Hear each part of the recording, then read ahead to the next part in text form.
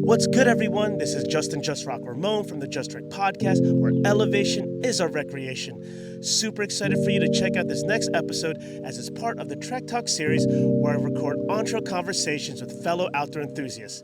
This episode features a very familiar guest of our show who goes by the name Victor Martinez, aka Volcano Vic. He is a SoCal-based trekker, solo world traveler, trail runner, and is the founder of the LA Trail Killers. If the name sounds familiar, Vic was our episode 37 and episode 55 guest. This conversation was recorded at Kenneth Hahn State Park, which is located in the Baldwin Hills area here in Los Angeles. We decided to record together once again as Vic has just experienced so many marvelous adventures and international travels the past several months. Those experiences included trail running rim to rim to rim in the Grand Canyon, summiting Half Dome in Yosemite on his birthday, the LA Trail Killers Philippines group trip, the Speed Project Chamonix, Highlander Adventure Costa Rica and France, and running 350 miles in Atacama for the Speed Project in Chile. As you can see, this man has been adventuring nonstop and inspiring both his local SoCal community and worldwide communities to get off your couch, get out your comfort zone, and push the boundaries of who you are as a person. For this episode, I just went ahead and stitched together two separate recordings to make it one long adventure banger of a show. Consider the second conversation the bonus story at the end of an Avengers movie. It was simply epic. If you're tuning into this episode from the Spotify app, you surely have noticed that this is a video version. If you're listening on another audio platform such as Apple Podcasts, Google Podcasts, or anything similar, I highly encourage you to watch the video version to get the full experience on either the Spotify app or on our YouTube channel, youtube.com/@JustTrekOfficial. All right, let's get to trekking and get into this episode. All right, y'all, we are back with Victor Martinez, LA Trail Killers in the house.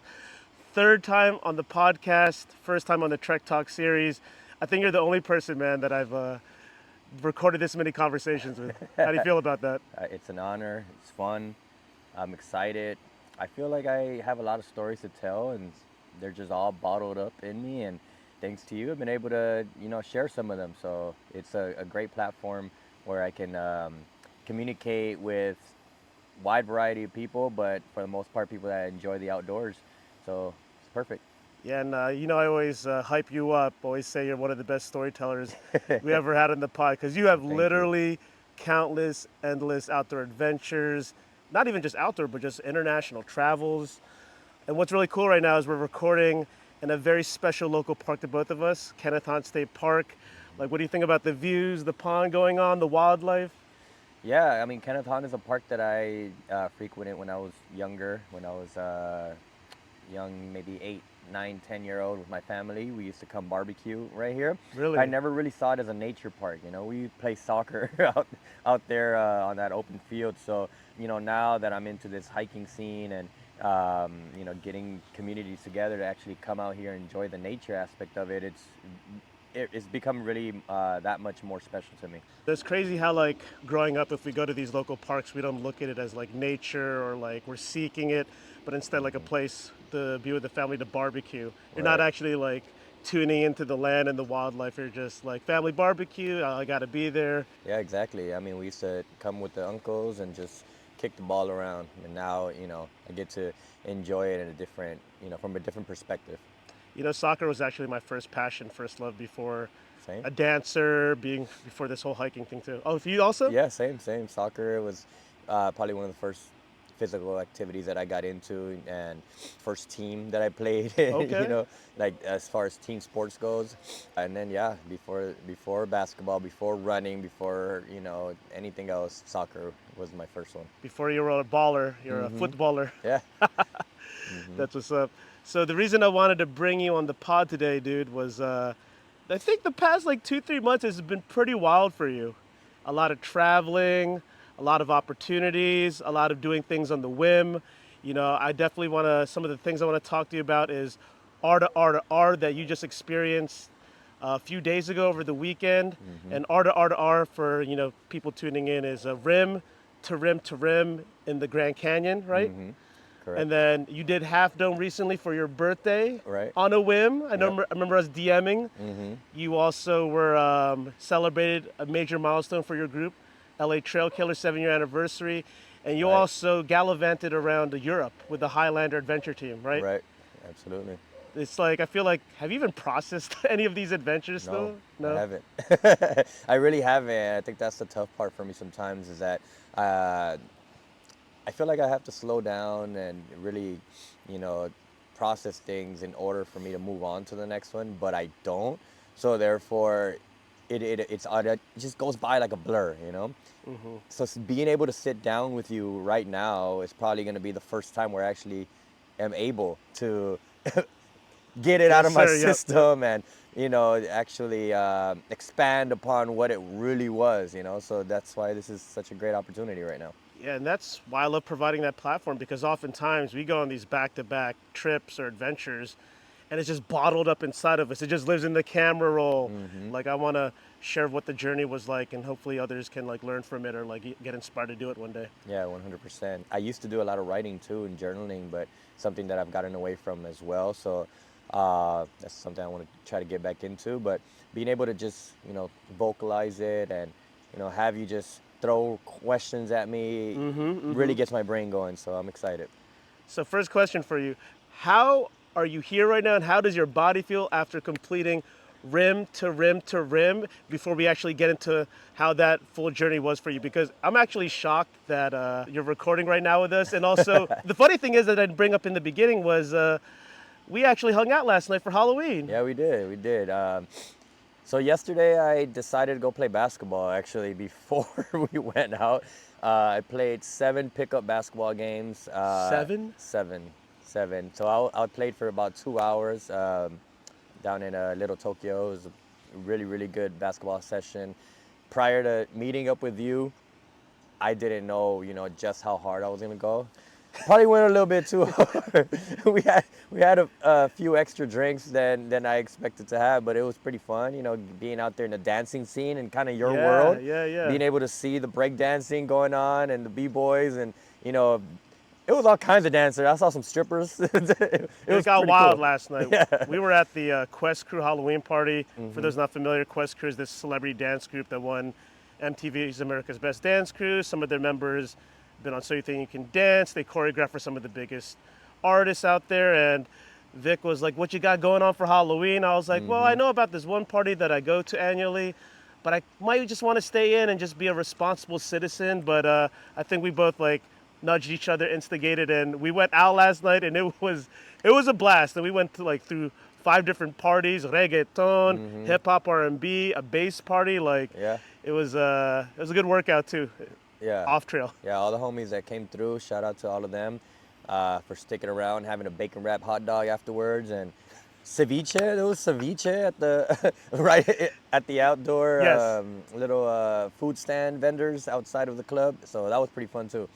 Yeah, it's always the post party eats is it's kind of like also after a hike. You're fantasizing about what to eat after a hike, and then after a night of dancing and party, you're like, "Yo, what can I stuff my face into?"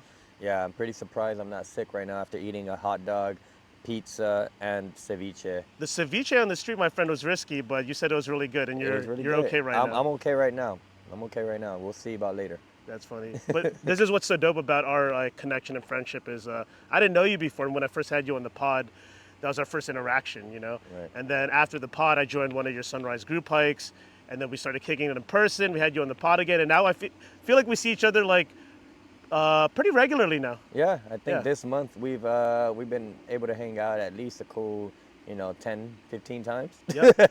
That's Yeah, a lot. Damn. that's a lot. It's more than I see a lot of other people. Right. That's what's up. Yeah, for sure. But let's get into it, because there's so many outdoor adventures that I think you dropped something. Did I? You dropped your phone, bro. Don't drop it into the lake. Let's The see. bird's gonna gobble it up. I want to talk about one really intense adventure you just went on. Literally, I think 4 or 5 days ago, Right. out in Arizona, the Grand Canyon specifically, and it's called R to R to R, which is rim to rim to rim. Before we get into some parts of that journey, what inspired you to want to do this, and what exactly is the route, and how long is it? So the trail is roughly about 41, 42 miles on all trails, according to all trails, as we all know. It could be off. But let's just go with that, 42 miles. It's 21 miles from one rim to the other, from South Kaibab to North Kaibab. That's the trail that we actually did, and then the same way back. So altogether, it comes out to about 41, 42 miles. You have over 10,000 feet of elevation gain throughout that journey. You start off by going downhill, so you're descending about 5,000 feet. For the next roughly about 10 miles or so, you're, relatively flat, just some little roller coaster hills, and then eventually you get to that climb up to the other side, and that's the one that'll break you. That's the one that broke me. Snatch your soul. Yeah, that's the one that I didn't necessarily struggle through, but it really took everything I had to get to the top of the North Rim and contemplate my life and contemplate my decisions, contemplate why did I go so fast downhill, because everything was hurting. And Everything was you hurting. did this not as a hike. You did this as a As a trail run, yeah. So we did, partial trail run. Obviously, like, when it comes to trail running, most of us know you're not gonna run most of the uphill. It's a lot of walking Correct. that also happens when you're climbing and It's a big and you're misconception running. actually that you're running uphill. Yeah, I mean Yeah. you can absolutely. It depends on your conditioning, but mostly everyone does power walk their way up a hill or two when you're trail running. We forgot to salute. Oh, yeah, I couldn't salud, crack one open and salud. not salute you. We got guayaki and parch, non-alcoholic and energy. Yeah, energy. We also have something else right here for later. a little bevy. And what inspired you to do this? Because it's been really interesting watching you evolve, because you have origins as a road runner, being an OG captain of Koreatown Run Club, and obviously you have your hiking group. And I never really saw you trail running until like this past year. Right. Like, I guess what I want to ask you is like that transition of like just getting into trail running more and then wanting to do this, because I don't think I've even seen you maybe run like that much mileage in like one, because you did rim to No. rim to rim in one day. Yeah. Oh my god, Yeah. you're wild, bro. Yeah, so trail running, I think it was a natural transition that's occurred in the past year or so. I was DM'd by someone who said, "Do you guys ever host trail runs?" Because I guess maybe our name kind of insinuates that we're trail runners, LA Trail Killers, maybe kind of gives people that impression. And I could have easily said no, because I had actually been avoiding getting into trail running, knowing myself. I know that once I get into trail running, I'm gonna leave hiking behind. When I got into hiking, I kind of left road running behind. So at that point, I kind of, debated internally, how should I respond? And then I just impulsively said, I don't, but I'm down. So I from don't, but I'm down. yeah, I That's don't what's up. host trail runs, but I'm down to host one. So from that point, I started hosting short runs, about maybe 5 to 10 miles, somewhere within that range. And just getting into that world, falling in love with it, and noticing that, yeah, it really is a marriage between road running and hiking. You really get the best of both worlds, and with less impact on your body, I would say, and on your knees.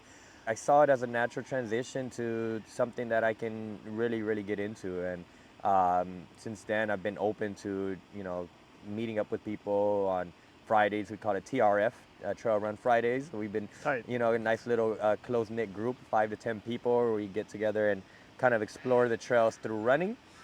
And yeah, recently this opportunity came up to run rim to rim to rim with a few people from the Koreatown Run Club world. They call themselves Lactic Acid Research Program. So that's LARP if What a you've never name. heard of them. Yeah, so they put together some pretty cool stuff recently on the trails, and I joined with them. My boy Oscar spearheaded the whole thing with a bunch of other people from the KRC world.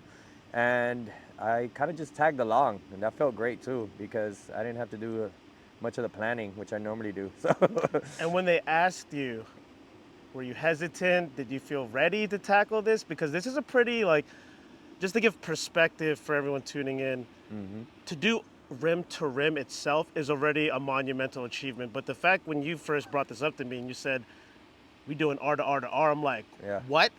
Like, have you even done R to R first? no, no, and I hadn't ran that many miles in a row ever either. So no, this was a first for me. This was a first so many aspects when it comes to running, when it comes to even hike. I've never done a hike that long, you know. So yeah, hiking or a run, a road run. No, I've never done anything, you know, on that scale. But I was ready the moment that I saw that that opportunity was there. I told them sign me up, and it was just more of a, you know, continuous evolution of who I am as a, you know, in the outdoors world, and with my physical capabilities, kind of always testing myself, engaging myself of where I'm at, and realizing that, you know, nothing's impossible. You know, if you just kind of throw yourself out there and, you know, just give yourself a shot, and trust that your heart and your soul will guide you to these places even when your body doesn't want to. That's the faith that I have in myself and confidence that I've been able um, to have when I take on these type of challenges and endeavors, and I think it's always paid off. Yeah, I was gonna say, you feel like, just me from my perspective, like seeing you grow into, like, after you complete these really tough challenges, whether it's trail runs or climbing mountains, like you're like becoming like this is like extreme outdoor athlete in you. You know, you surviving summiting Cotopaxi in a blizzard, Yes. you surviving this massively long trail run. You've never run this many miles before, Hmm. and to transport us back to the rim to rim to rim experience in Grand Canyon, Arizona. Hmm. You mentioned something to me that really caught my attention because, you know, when I messaged you, like, yo, did you survive the experience? And you said, I had quit, Yeah. but I didn't. And I didn't understood what that meant. So I want you to elaborate what exactly happened because you told me there was a crazy story attached to you quitting. Yeah. So I was heading up the North Kaibab section, uh, defeated. I would say defeated because I already was 100% convinced that I was going to quit there, that I was just going to pay the $120 shuttle fee to get my butt back to the other side, about a 4 hour, 5 hour shuttle ride with my friends that had already, you know, decided that they were only going to do the rim to rim as well. So I wasn't alone. There's going to be a total of four of us that did that, while the rest of the group continued on the 42-mile journey. So as they headed back to the other side, they're they're asking us, "So are you guys gonna, you know, continue, or are you guys gonna stop?" And I said, "I'm out. I'm 100%." They're like, "All right, cool. So Really? we'll see you Wow. later on tonight." And I'm like, in my head, like, this is perfect because I get to watch the Dodgers possibly win the World Series. You know, I was gonna have access to the internet. I was gonna go get some good food. I was already thinking about all the things I wanted to do that were not continuing to run on this on this trail. So, you know, I was already taking my shoes off. I had already sat down with my friends and kind of got cozy and waited for the shuttle to show up. And it took about 15 to 20 minutes before I started hearing this little voice in my head telling me to get the F up. Here's that voice in there coming back, just like Cotopaxi. Yeah, the voice came back. The voice was telling me, like, you you came all the way out here with a purpose, with a mission, with, you know, a certain mindset, but you're gonna let yourself down, and you're gonna regret not continuing. Pain is temporary. You're already in pain. Your friends are out there in pain. You've already come this way, you know, this you know, halfway to finishing the goal. Why not keep going? And What's that phrase people say? I didn't come this far to to only get come this this far, far, yeah. or to come this far. Yeah. Exactly. And then I started just by lacing the shoes back up, testing the knee out. I had all kinds of knee pains. I had a pain on the side of my knee, on the front of my knee, up the side here, the IT band, my hip. Um, I also had food poisoning. Wait, you had food poisoning mixed in with all this Yeah, during. madness? Yep, I had a splinter in the bottom of my foot. I had all kinds of God. stuff going on with my body, but my soul was telling me, you can do this. I didn't tell anybody. Well, told a couple people this, but during that climb up North Kaibab, I actually did a lot of meditating, speaking to nature, which I like to do whenever I'm alone on hikes, and I like to talk and thank nature for its beauty, for its serenity that it gives me. And I asked Mother Nature for help. And I said, can you please get me through this, you know? Can you please give me some of your powers and some of your wisdom, some of your natural healing? Wow. And I felt a response. The answer was yes, if you can do something for me, if you can clean up the trail a bit as you go through it. That's the response Interesting. I Wow. felt that I got back.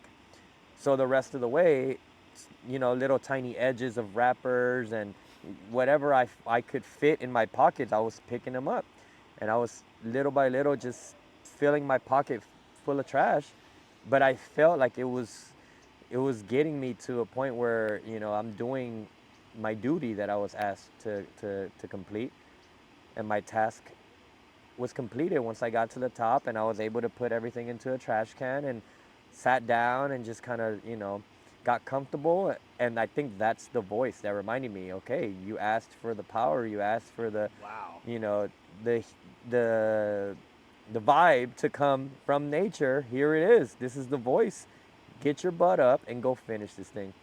Dude, that's so powerful. Ask and you shall receive. Absolutely. Especially in that moment of like defeat, and you had given up, but then that surge of energy from Mother Nature, like, blessed you with like, yeah, we'll give this guy some healing energy, Yeah. some extra energy, and as long as take care of me, leave it better than you found it. Exactly, exactly, and I'm really a believer that that helped me through it. Also, shout out Tylenol because I took a couple extra strength Tylenols, and that kind of took the pain away. It got For me a sure. little bit hyped up as well. Shout out to my friends also who gave up some of the snacks in their packs to get me back out on the trail before they headed off back to the other side of the rim through the shuttle. Yeah, and at that point, they were 20 minutes ahead of me, so I had to run and try to catch up to them.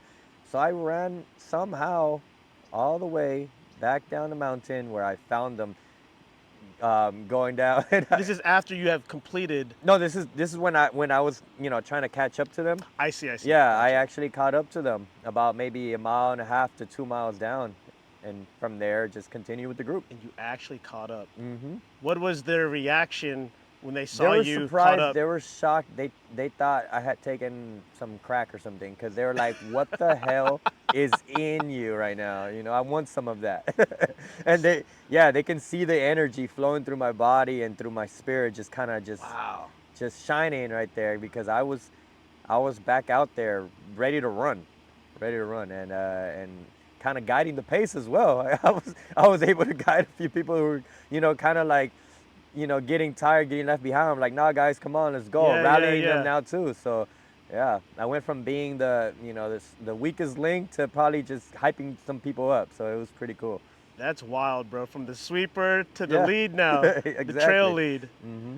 Man, that's special. I don't know why I'm not surprised anymore how these moments of despair, or you've given up or about to give up, turn around for you. I feel like you're a very you're a chosen individual, for sure. I'd like to think that everybody has that power within them. It's just about finding it. I think sometimes we give up on ourselves, and I had the opportunity to just ignore the voice, ignore that surge of energy and just say no. I'm gonna be lazy. I'm gonna just, and I'm not saying that it's Yeah. laziness, but I could have said no, I'm gonna be lazy. Hmm. But I decided against it, and I just decided to go through the hard part and get back out there. And when you completed this trail running Sufferfest extravaganza, Hmm. what was going through your mind, body, and soul right as you completed it? Mile what, Oh, 44? yeah, I was delirious at that point, so I didn't. That also is something that hasn't registered in my memory quite yet. I just remember it was dark and there was a good amount of people, about maybe 10, 15 people at the trailhead. None of them, which were my friends, it was just a bunch of strangers, and they were clapping Oh, they me were up. Yeah, clapping. That's what's clapping up. like, good job, you finished. I guess they were waiting for their friends or Uh something. huh. I was just like, thank you so much. Got to the parking lot. I saw my friends there waiting for me in the car, jumped in, and wow, we just dapped it up and said, let's go eat. And to the people that you shared this experience with in Journey, you have anything to say to all of them? Yeah, man. Every single person that was out there inspired me to keep going. So, shout out to you guys. You guys are um, obviously, in my book, killers. Y'all are the definition of trail killers, Trail killers. and we're going down in this journey as in the annals of trail running for completing that feat together. So, good job. Shout out to you guys. Yo, cheers to you. Yes, Cheers to the squad. What is it? Lactic acid research program? you got it right. Yes, sir. I thought I was gonna butcher that. You got it. I did, but you got it. I just aspire to join you on one of the trail runs, man. I'm an aspiring trail I'm runner. gonna I get you just out usually there. run 2 to 4 miles at the very max, but I'll have to join you and train in a bit. So. Yeah, no, we got to get you out there so you can see it from a different perspective. It's a little bit faster, but also it lets you explore more. Yeah, that's the beautiful thing about trail running. You can get off the mountain quicker. Also, you can explore more, spend more Right. time at certain spots since you saved a lot of time. It's what's that one thing that Elements of Daisy? I remember she always told me like when you trail run down like a ridge or just down the slope, it feels like you're flying. It's like freedom, you know. Once you develop that rhythm and that technique, it kind of becomes easy. And then you are flying. You're floating through the mountain, and you're just able to capture all these things, even though you're moving kind of fast. You're able to see it, at your own pace because you're so in tune with your body and with the ground that you're stepping on. So, yeah, I agree with that. Man, what a story, what an accomplishment. Very proud of you For again. sure. Yeah, thank you. All right, so on to the next one.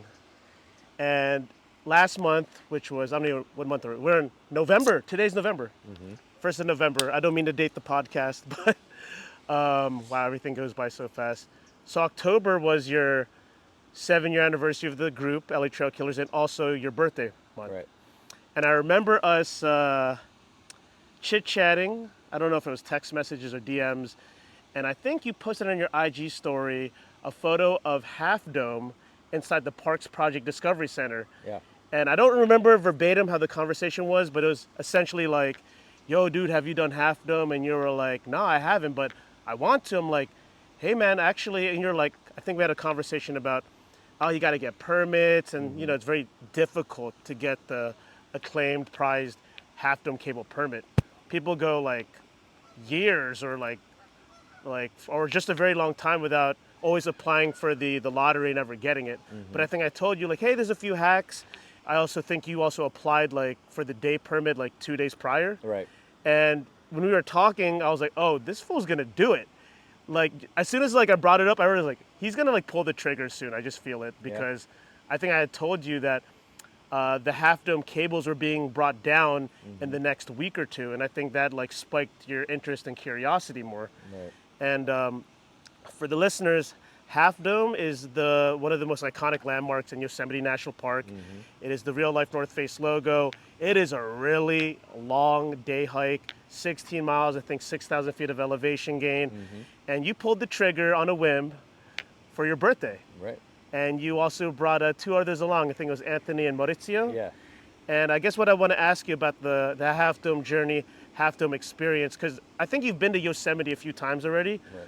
but like, what was it like the journey up to get to the cables and then actually doing the cables itself? Did you feel like it was as steep as it looks or just as precarious as all like the stories you hear about the Half Dome cables? Because somebody died recently, like a few months ago. Like it Right. was this big college story. student. It was like a really big story. Yeah. It's just as crazy as it seems, honestly. Half Dome really makes you realize how ambitious man or humans are to even put those cables up there. For somebody to be the first person to say, I'm going to put these cables and poles to get people up this mountain, to me is fascinating. It's insanity because it just goes to show that nothing's going to stop us, and we're willing to go that far to challenge ourselves. It is a scary ass hike. I mean, Yeah, it is. to get to the cables, it's already tough in itself. You gotta Sure. you gotta climb so many feet. You gotta go through so many amazing landscapes, and through the forest, and you get to subdome. You start to get the feel a bit of the zigzags and the bit of a scrambling that you got to do. That slippery granite rock Right, surface. you start to get a feel of, okay, this is getting harder. Sure. The further we go into it, once you actually arrive at Half Dome and you see it for the first time, up close, you realize this is not easy. This is something that's very dangerous. This is something that, you know, beginners probably wouldn't even make it there that far, and if they were to make it, this is probably where they would turn around. For sure. And that happens often. Exactly.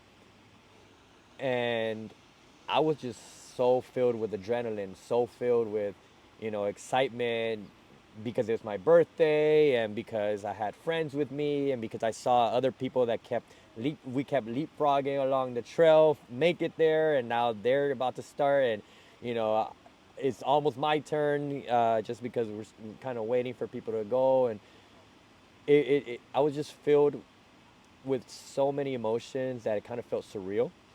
Uh, and then, once I got my gloves on, which by the way I got from you from an earlier hike this year, Strawberry Peak. You use the same Yeah, I gloves, used the same the gloves. gardening Yeah, the gloves. gardening gloves. Those are the ones that got me up there. Shout outs gardening gloves from Harbor Freights. Yeah, those were pretty amazing, and those helped me up there. Once I got the gloves on and started ascending, it felt even crazier, because at some point you're just kind of like looking up, holding onto this pole, and placing your foot so that it doesn't slip off.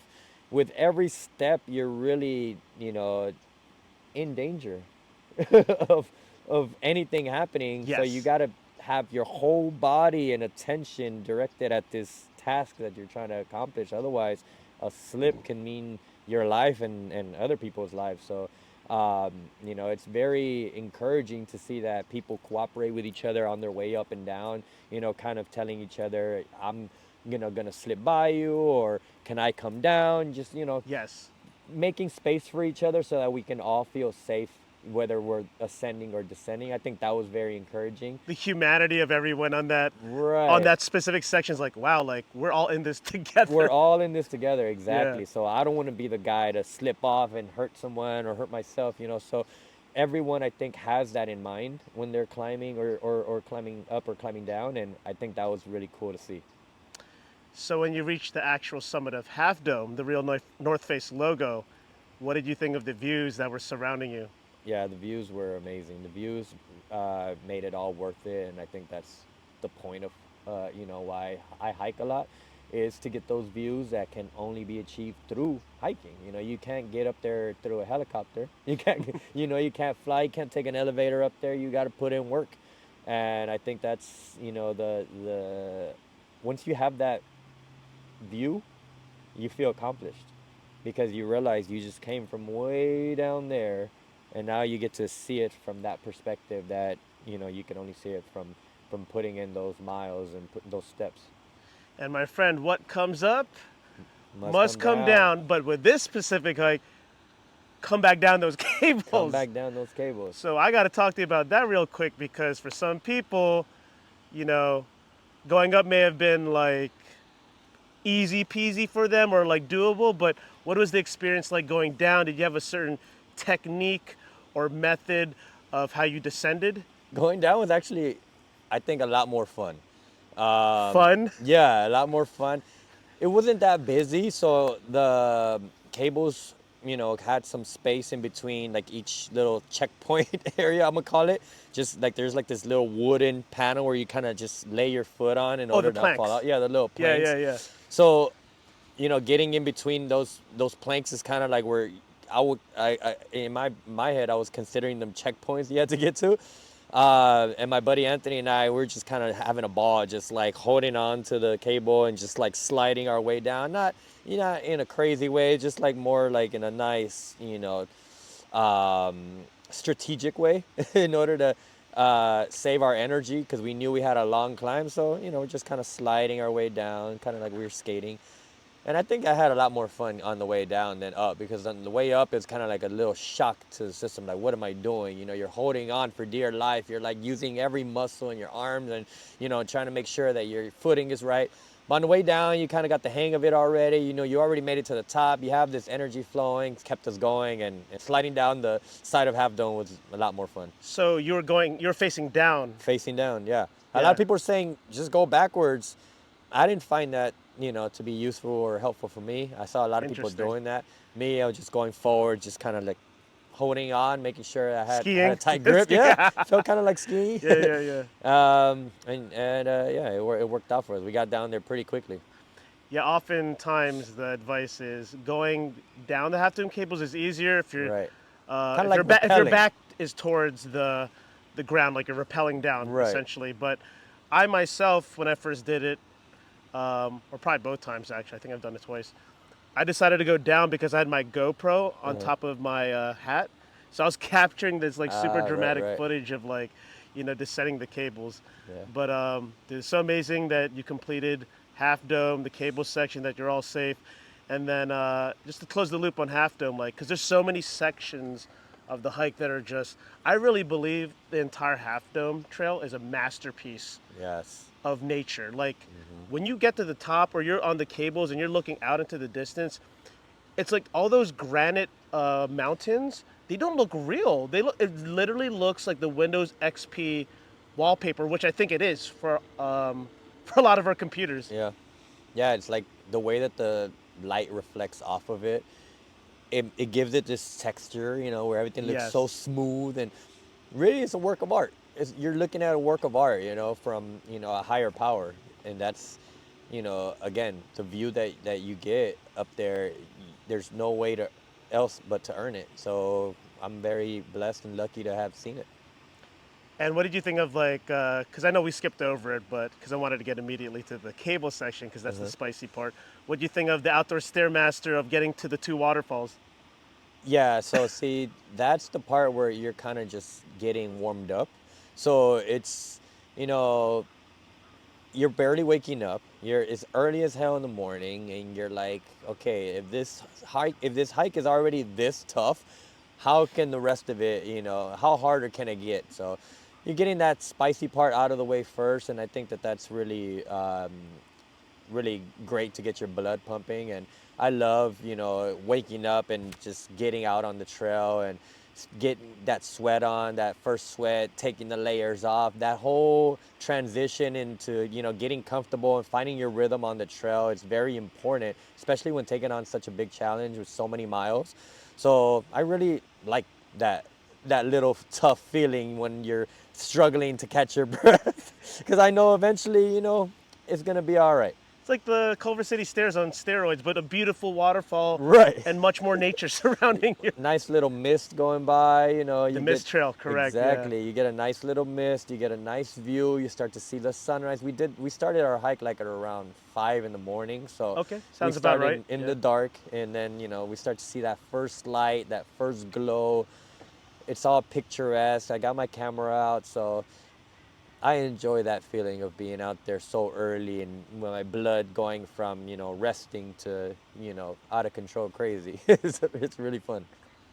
Cheers to another accomplishment, Cheers to- another summit, another mountain, another intense outdoor adventure in the books for you. Yes. And so right now, I'm really excited to talk about this. I want to bring us out of the USA and bring us to actually my motherland, the Philippines. And I think this trip you took in the summer of this year, right? Yeah. And I remember you had invited me, but I wasn't able to go. But the funny thing is, as we're recording this right now, I'm actually going to the Philippines in a few days. I'm jealous. To one of the same areas that you went to. Right. I believe you went to Cebu. Yep. And where else did you go? I went to Luzon, so I was in Manila. I also went up north to visit Wang Od, which Okay. is the oldest tattoo artist alive. We're gonna talk about that too. For sure. We went swimming with the whale sharks. You know, we took a little ferry from island to island near the Cebu area. There's a lot that we left on the table because the Philippines is so massive, over 7,000 islands. Correct. Yeah. So I often feel like my perspective and my experience in the Philippines left a lot to, kind of, um, lot of unexplored territory. Sure. I didn't get to go to Palawan. I didn't get to go to some of the more quiet and serene and pristine islands. I did a lot of stuff like near cities, and I still got that island life, but there's so much to do in the Philippines. I'm ready to go back tomorrow. First impressions of the people and the culture there, and also the I, cuisine. I was eating pork every day, and let me tell you, I love pork. Big part of our diet, by the way. That's why a lot of us have heart attack. Our family members. I was wondering that. I'm like, how do people survive with all this? Correct. So, Very true. yeah, but I mean, I love it. It's one of my favorite things as far as when I traveled the Philippines. The food was amazing. I tried so many different types. I was in the street. I was at the malls. The malls are very big, and in the Philippines, Massive. people spend like their Massive. whole day at the mall to avoid being outside in the heat. Correct. It yeah. was insanely hot. So yes, we were in the mall whenever we were in Manila, whenever we were in a city. Also, we were in Cebu. Then we got away from that a bit, and we went to this small like sub island, I would call it, called Lapu Lapu. And in that area, people were so nice to us. That's where I'm going to. Yeah, so you're gonna experience that for yourself if you've never been. I mean, I'm so excited for you because you're gonna get a taste of that, humanity that you don't often see like in cities like ours. Here out in the States, you do get people that are very, standoffish out here. It's just in a big city. I feel like it's the nature of it. But in a smaller town and setting like that, I think that people are just more humble, more down to earth, more hospitable, and For sure. all of those qualities, I was able to see firsthand in the Philippines. One of the nicest, aspects of travel is that you get to meet people from different backgrounds and cultures, and the Philippines has a melting pot within itself, like of different kinds of people, but overall, everyone was welcoming and very, very kind to our group. And your group, you just mentioned. You Mm-hmm. brought out tons of members of the LA Trail Killers. What was that experience like, bringing a bunch of your close friends that you bond with Mm-hmm. here in LA and bringing them internationally? I think it's always fun. I'm known as a solo traveler. I do a lot of my travels on my own, and um, you know, I feel like a lot of people have told me that they get inspired to do their own travels as well, and kind of help people put together their itineraries so that they can get out there. And whenever I get a chance to put together a group, it's really special because you get to connect with each other in a different way than you would, just seeing each other for like an hour or two out here on the trails. You're actually living together basically for a week, or however long the adventure is. Gonna So hate or love each other more. exactly, and that's what I was gonna get to. You get to see people's things maybe you don't like about them, but then you still love them. Like, get off this trip, jump in the pond. Exactly. Like there's a lot of things that go into putting together a group because there's all kinds of personalities. There's all kinds of likes and dislikes. Small little details that some people expect. That a certain level of comfort, a certain level of cleanliness, and all kinds of stuff that you kind of have to cater to everyone. But the way I travel, I kind of encourage people to get out of their comfort zone because that's what I do. And if someone doesn't feel comfortable and they kind of came to me, and I'm like, it's all part of it. It's all part of the travel. It really is. You It's can't real out here. you can't expect the whole trip to be floating around on a nice cushiony pillow. No, we're gonna have It's real some talk, yeah. hiccups. Somebody might lose a phone. Somebody might lose their wallet. There's all sorts of things that can happen. That has happened to me when I'm traveling alone. So you just kind of have to be ready to adapt and react to these kind of things with a positive mindset because no one's gonna save you and nothing's gonna happen, the way you want it all the time. You just go with the flow. And I think for the most part, we were able to achieve that as a group of 13 people traveling in the It's a Philippines. solid amount. Right.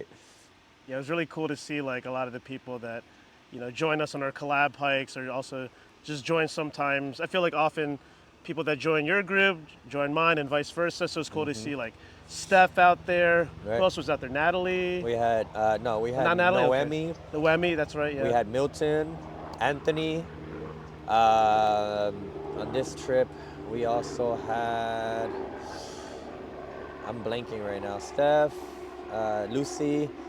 Shout Um, outs to y'all if you forgot. yeah, some people that you might not know that I've actually made friends with through my travels, met us up there as well. That's dope. Yeah, so one of my boys that I met in Vietnam, and he's from North Carolina. And then one of my friends that I met in Peru, and he's actually from the Netherlands. Wow. He met Okay. up with us out there. And then we have a very cool friend. Her name's Shayna, who actually just joined us from Instagram. She lived in Virginia, I believe, and she just followed LA Trail Killers on Instagram and decided to join our That's trip awesome. last year in El Salvador.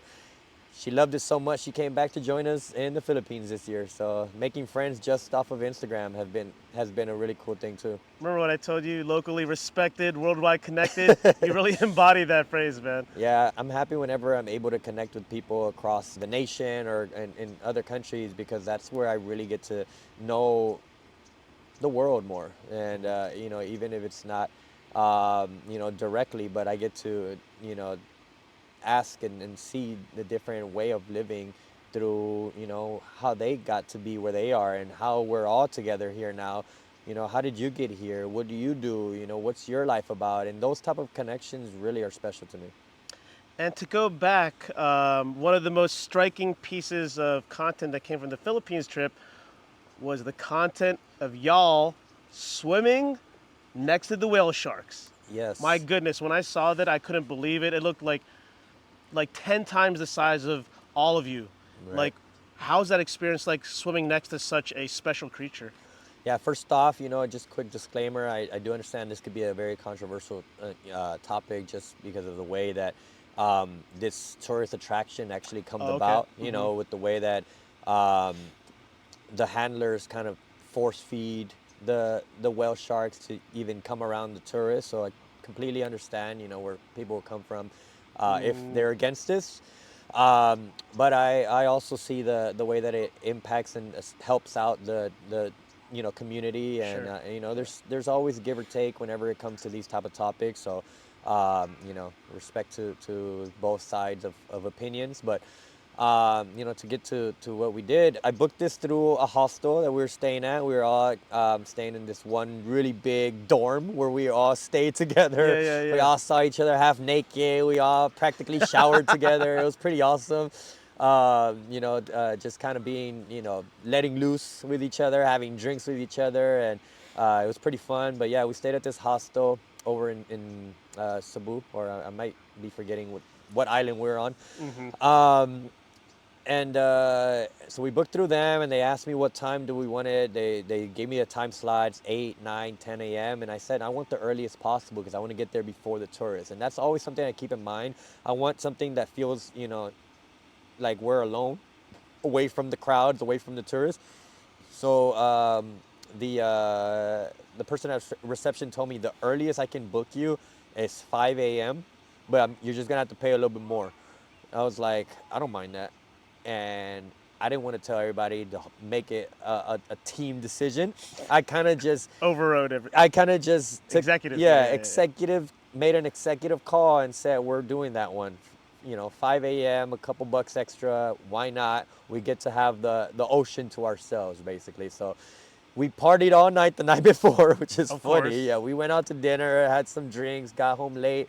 Don't forget, y'all, we all got to wake up early as hell tomorrow.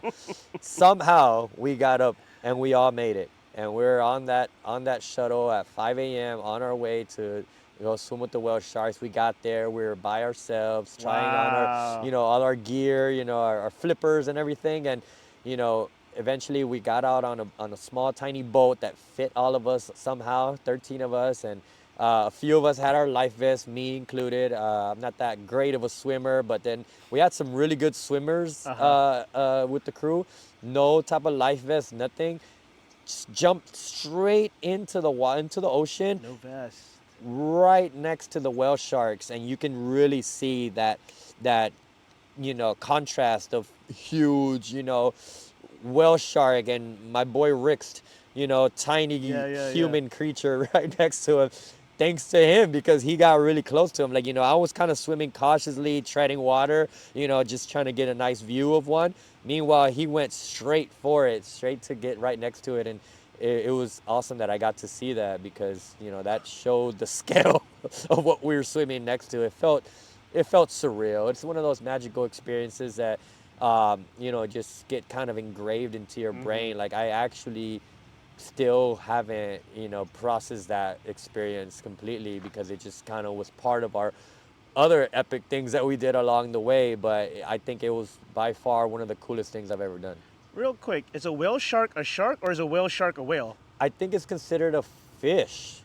Oh, okay. So correct me if I'm wrong. It was bothering I my think mind it's so much. considered the biggest fish. So What is it exactly? we'll have to Google it. You guys correct me if I'm wrong, but that's what I heard. It's the biggest fish. Yeah. Yeah, that So was neither. Maybe, I don't know. neither. Yeah, that I'm definitely gonna. I think I'm gonna do that activity when I get out to the Philippines. Absolutely, you Make should. it happen. Yeah, I think you should. So to bring it out of nature and wildlife, I do have to bring this up because it's probably one of the coolest things I've ever seen any friend do.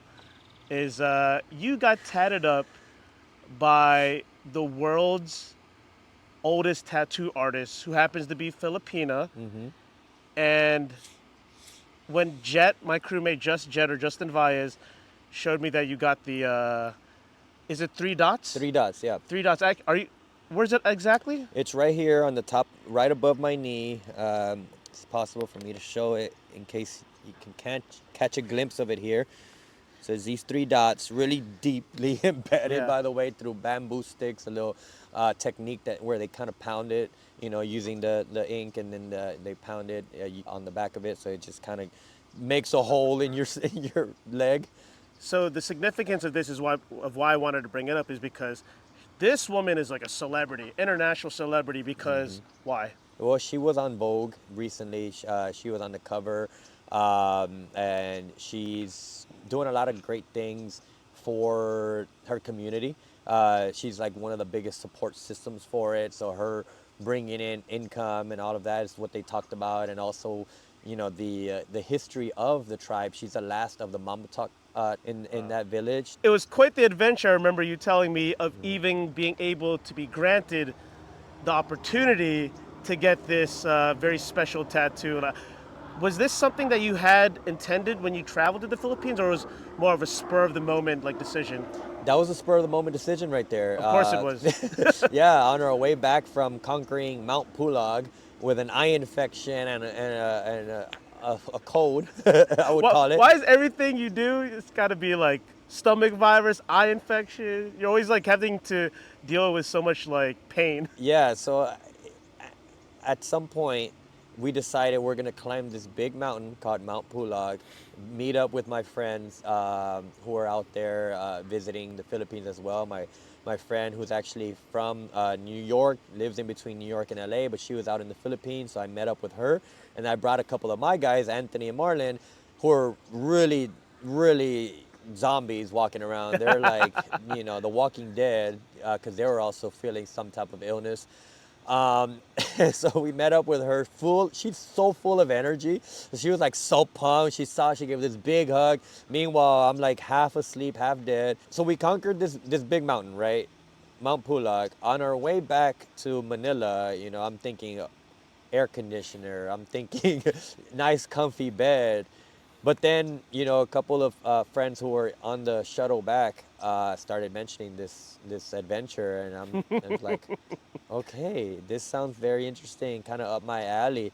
What do I need to do to get there? They're like, you're gonna have to get off the shuttle right now in the next few minutes and find your way up to her. It's probably gonna take you 14 hours, and you're gonna have to hike again. And that's when I started kind of debating, but I'm like, I need to do this.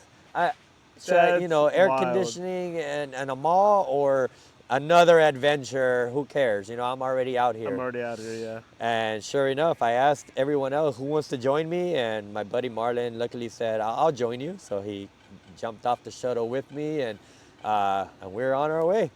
And yeah, the adventure started. We stayed in a place called Baguio. And from Baguio, we kind of, planned it out and planned out our next day. We rested, the whole day. And then we were off on a 14-hour excursion to get to the north of Luzon. 14 hours. They're used to those kind of excursions, I feel like, Yeah, at this it, point. it was something that, wild. I take so many buses like that. I'm kind of already used to it, but also, just being sick and just kind of recovering from a hike and a very long hike as well as, we had to stay and acclimate for a night. It just added more to the adventure, just being able to tackle another adventure on top of an adventure on top of an adventure. It's just like I said, it's sometimes you don't really process these things. Now that I'm thinking about it, it's like I don't know how I'm here. That's once in a lifetime, man, to get that tattoo from her. Yeah, absolutely. She's well renowned. She's known more so locally, but I think the Vogue cover and the article on her really was able to give her exposure, and a lot of tourists started coming in. But when I was there, I was the only foreigner, and that's actually one of the coolest aspects of how and when I got tatted, that mostly everyone else was a local Philippine person. Wow.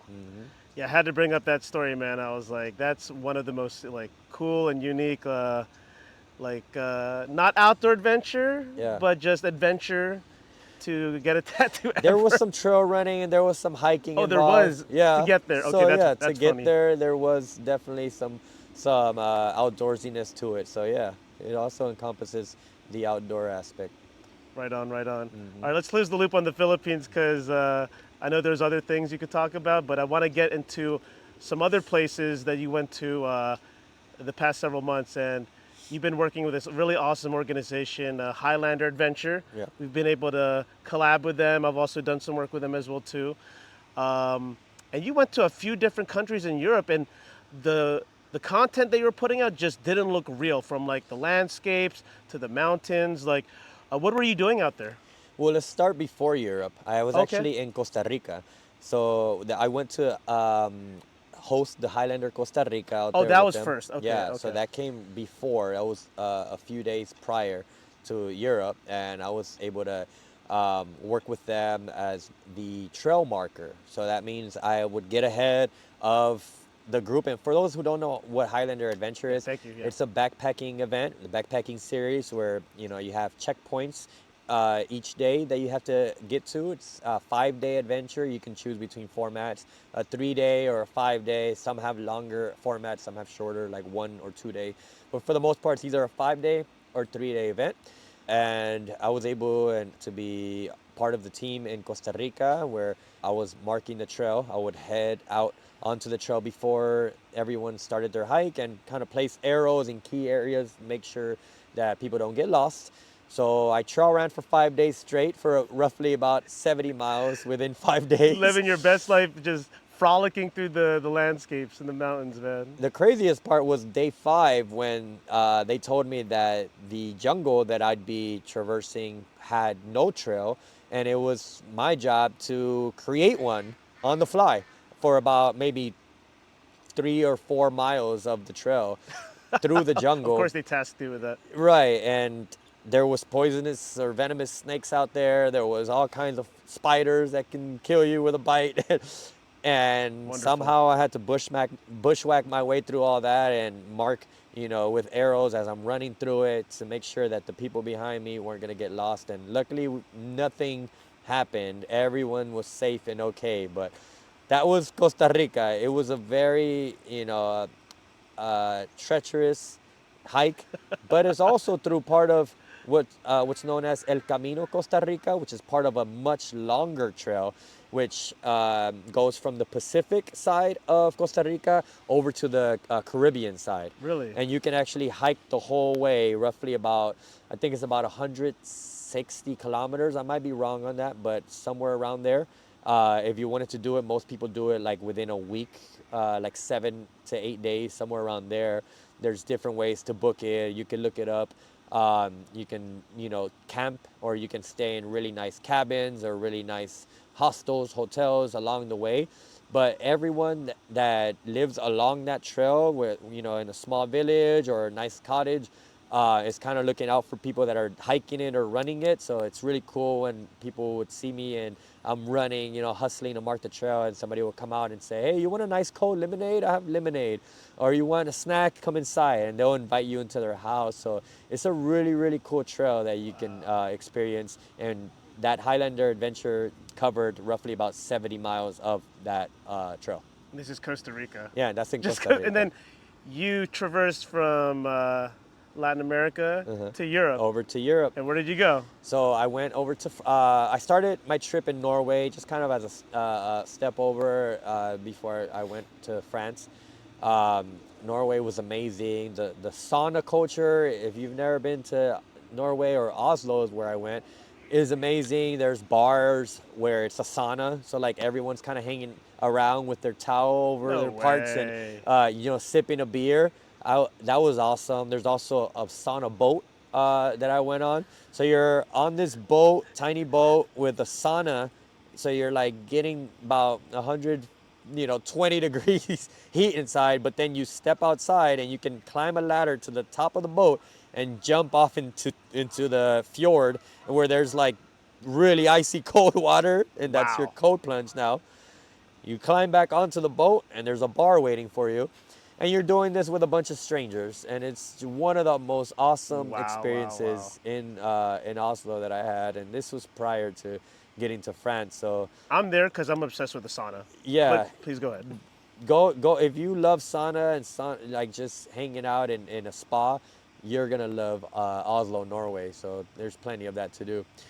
From there, I took a flight and I landed in Geneva, in Switzerland. Switzerland was where I was gonna make my transfer over to the city of or town of Chamonix in France. Chamonix. Yeah, Chamonix. It's a very special place filled with all kinds of people, doing very active things, whether it's paragliding, whether it's hiking, it's trail running. Really, all the outdoor communities meet there, congregate there. You see the rock climbers there. You see yoga. There's every single type of outdoor or physical activities going down in this small town. As soon as you land, you just see a bunch of ants just hustling around, running, and you see hikers with their gear, backpacking. Everyone is ready to take on something bigger than themselves in that town. And it so happened that meeting there for the Highlander Adventure event also coincided with a race that I did, which is called, oh my God, that's right, the Speed Project. Yeah. In Harmony. Yeah, the Speed Project. And also the UTMB was happening. God.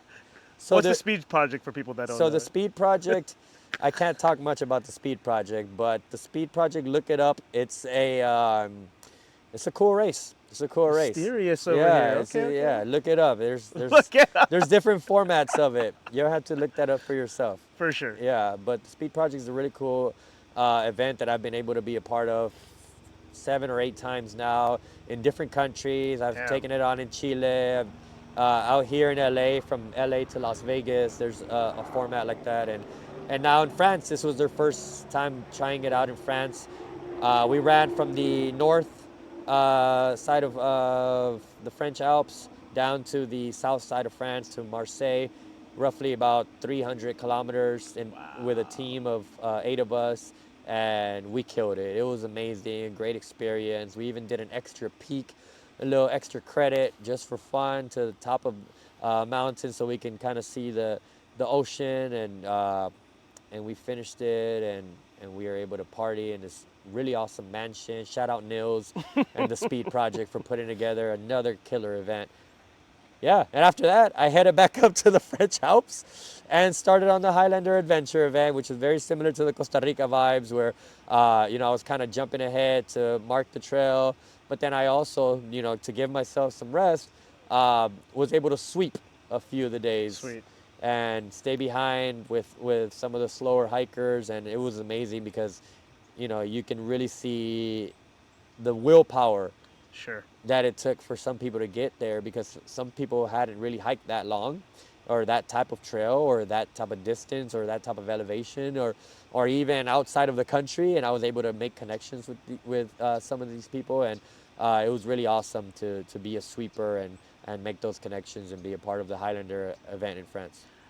When you were in the French Alps part of your journey, I could not believe the landscapes you were running through and Right. hiking through. I was like, wow, like literally doesn't look real. Like, and I know you said everyone was DMing you like that doesn't look real. Yeah. Like it's real. Yeah. It's surreal real.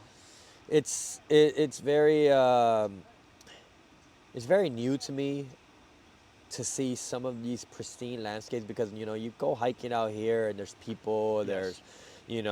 there's trash, Trash everywhere. unfortunately, Yeah. there's graffiti often on the rocks for some reason. Yeah, it's like, dude, it's not even like cool looking. It's just like scribbles. It's like There's so many so whack. eyesores, right? When you Yeah. go hiking in places like this, but like in that area, it's very well maintained. The trails are beautiful, and you don't see any of that. It's so Wow. huge, and there's enough of these trails to go around where you're not gonna run into people for an hour or two, and I love that because as a sweeper or as the trail marker, I was able to be out on the trail by myself for quite a long time, and really take it all in, take pictures, and also take mental pictures, and sit and take my breaks just listening to the breeze and the birds, and looking off in the distance at Mont Blanc, like at every Yes. Yes. every false peak. I think that was like the best part about it, is just being alone out there on that trail and experiencing it, without so many people around you. But then you'll end up at a bar. So that was one of the coolest aspects about France, is that, or about the French Alps, is that you can be out in the middle of nowhere in the mountains, and then here's this random bar serving up, tarte frites and all kinds of local dishes and champagne, and not Champagne. not No. that expensive either. So you're just having a ball, recovering and getting back out on the trail. And a lot of people hike just to get to those bars. So Of course. it's pretty awesome. That's the objective and Hmm. destination. Right? Yeah, man. I remember when you told me there's mountain bars in the middle of the trails. I was like, what? Yeah. Like how unique and quirky and amazing. With like a blueberry pie, you sitting on the windowsill, just Wow. waiting for someone to take a slice of it. So yeah, it's really cool, and that's part of also the welcoming and hospitality of what I experienced in France. A lot of people were saying, I've heard things like they're rude, or they're condescending, or they're not so nice to Americans. I got the complete opposite. I feel like I experienced France, from a different perspective than most people, because I think that I had an amazing experience, and the people that I met were more than welcoming, and they loved to hear that I was from the States, and they shared their culture and their dishes and their knowledge and wines and their charcuterie and everything It's with because they're me. outdoorsy. They're not necessarily city folk. I think that has a Big lot to part, do yeah. with it. Yeah, people are nicer in the outdoors.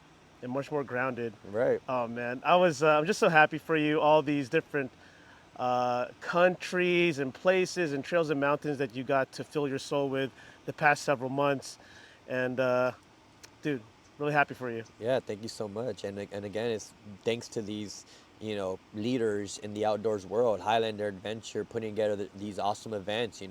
My buddy's putting together the rim to rim, and my buddy's trusting me to come along on the Half Dome hike, and my friends trusting me to put together the trip to the Philippines. All of this comes from one person's brain putting together ideas, and I think that that's something that we really have to consider whenever we get out there with a group, whether it's us putting something together Yeah. or us being a part of something else. We have to always appreciate, I think, the people who make their ideas and dreams become a reality, because it all stems from someone's imagination. And then them sharing it with Right. strangers in the community that choose to attend these events or these Absolutely. community experiences. Right? Oh man. All right. I want to keep talking more and more with you, but I know we got to wrap it up. But let's wrap it up like this. You celebrated 7 years of LA Trail Killers recently. What's your last words about just, cultivating a community of outdoor enthusiasts here in Los Angeles and also just all over for the past 7 years? Like, what do you want to say to anyone that's ever joined you or anyone curious to, like, got any words to say? Yeah, first off, thank you for always showing up. Whether it's an early hike, whether it's a late night hike we've done, whatever capacity you've shown up, you're much appreciated, because we would not exist without you. And just know that this is only the beginning. There's a lot of work to do when it comes to the outdoors, whether it's preservation or cleanups and putting together experiences and things that encourage people to push the boundaries on who they are as a person, and the inner deepest core. I think that's really important for me, is to let others know that you're only scratching the surface of who you are if you're always in your comfort zone. So this is only the beginning. There will be way more fun activities ahead of us and events for you to be a part of. And I'm excited to share what's coming next. Have a lot of things in the works right now. Even this duck over here, the same duck from earlier, wants to join you. Whoever wants to join, The white beak. whether you're a duck, whether you're a squirrel, or you're a human, you're Nice little welcome. cameo. More than welcome to come. Yeah. Thank you for sharing your thoughts, Thank my you, brother. Justin. Appreciate Victor you. Martinez, Volcano Vic, founder of LA Trail Killers, a man of many adventures, and I'm sure we'll have him on again. I feel like you're just going to be a regular with us, man. Hey, we out here. I'm very, very happy to be a part of it. And Just Trek, shout out to this guy right here. He's one of those leaders putting together things, coming to his head and making them a reality. Shout out to your podcast. Shout out to your group activities and everything that you're doing as well. So let's keep the ball rolling. And we got a collab coming up in December, so stay tuned, y'all. Stay You tuned, might baby. be howling at the moon. Yeah. Hey everyone, just wanted to take a quick intermission before we get into our bonus adventure story. If you enjoyed this first recording, then you gotta stick around and listen to this next one, which focuses on one specific experience. As I mentioned in the episode intro, I recorded with Vic again 2 days after his speed project race in the Atacama Desert in Chile. This was totally not planned, but when he arrived back in LA recently, we just had to record again. Also, these Trek Talk episodes are typically much shorter, but we are just going to make an exception for this one since it's Volcano Vic. All right, let's get back to trekking and get into this bonus adventure for your listening pleasure. We are here once again with my friend Vic, very close friend of the show. I feel like we've done this numerous times now, having a conversation with you after you just recently experienced like a really epic outdoor adventure. This time it was another international one. And I just want to say welcome back to LA, Vic. Welcome back home. How you feeling right now? Oh, it feels good. I'm still trying to readjust to this life back here in LA. I'm glad to be in a spot like this. It's a nice and peaceful change. And I'm just trying to get my sleep schedule together, my nutrition back to where it needs to be, and my brain, man, my brain's all fogged up and jumbled up with all the craziness that I just lived through. So this would be a nice moment for me to vent and kind of get some steam off so that I can, release and get back to this LA life. We're just gonna get right into it. Get it. Because something really funny happened was I hit you up a few days ago and we were doing our planning for a group hike adventure, and you had just gotten back from this particular experience overseas and you were just raving about it and texting me, and I was like, Vic, do we need to record again? Do we need to make this happen again and maybe just add it on to our previous recording? And that's how we're here right now. That's exactly how we're here. I mean, we had just recorded maybe a few days before I left on the trip. And this story was just too juicy to not share with the followers, with the viewers. And, I love sharing stories, especially when it's something like this. It's very, epic and I feel inspiring. Like I'm looking back at videos from friends of mine that were also along for the journey, and I'm once again being reinvigorated, just wanting to get back out there again, even though during I was like, why the fuck am I doing this? So it's something that I really think that people would want to hear. So here we are. So where exactly in the world did you go this time, and why were you out there?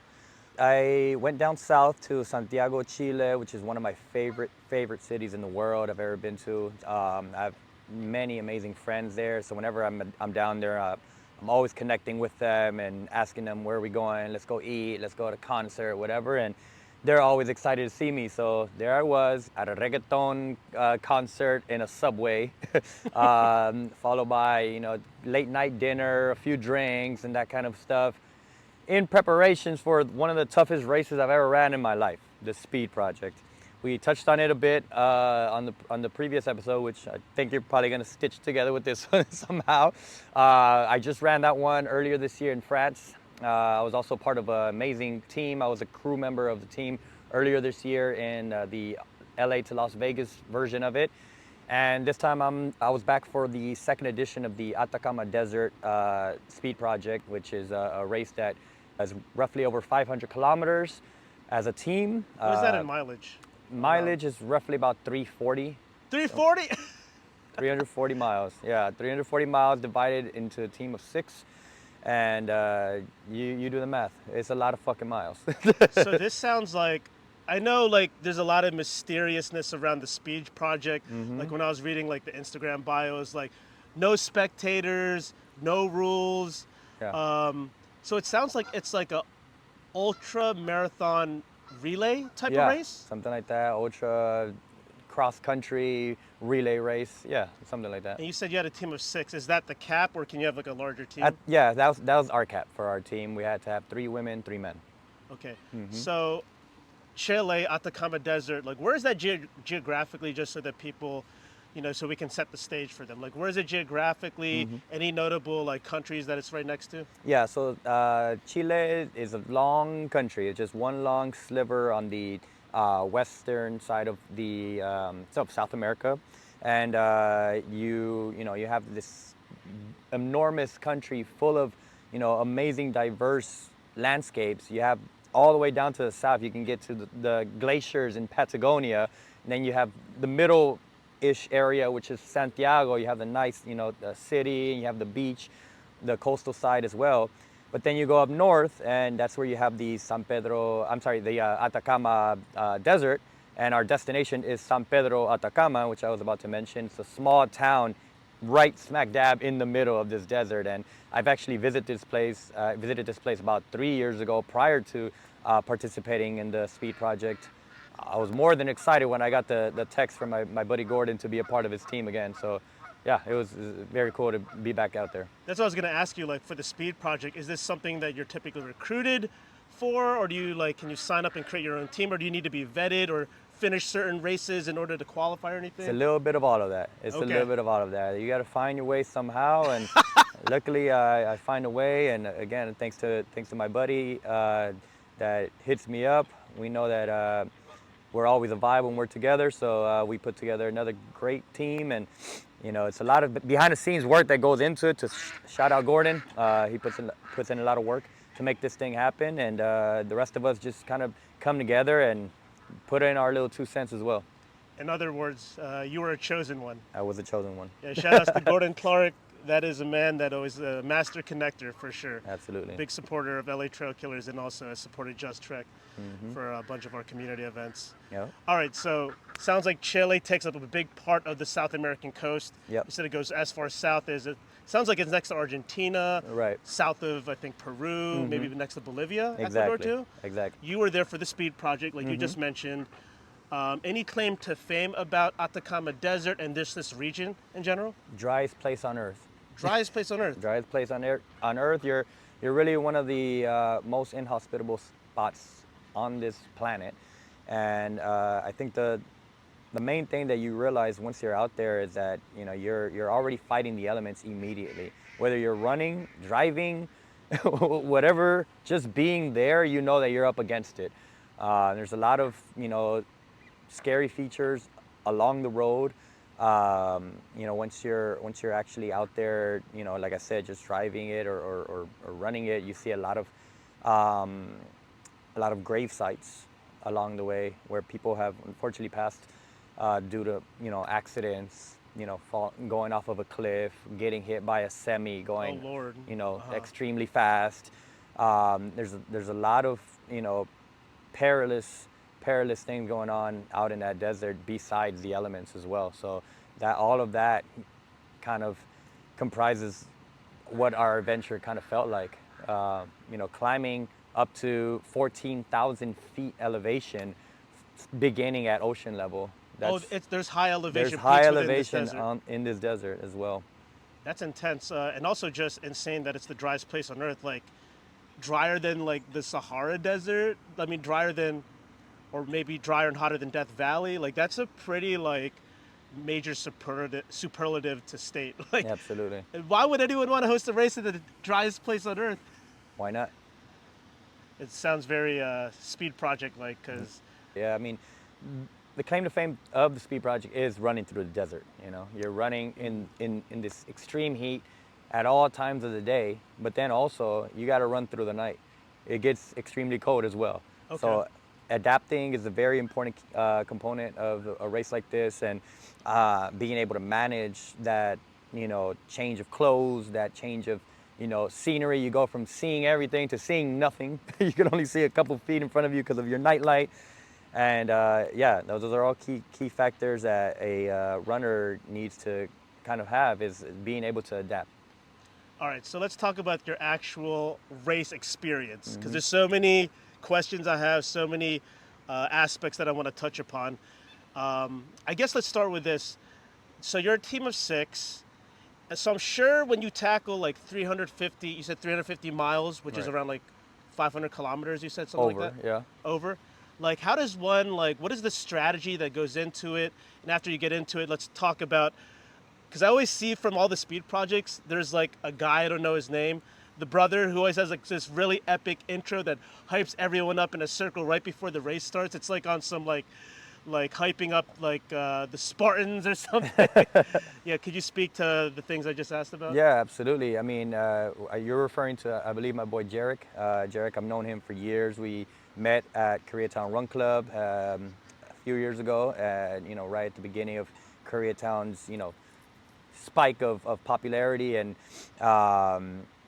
notoriety. So it was an amazing time to be there and be a part of it. And Jarek definitely helped to be a part of that climb.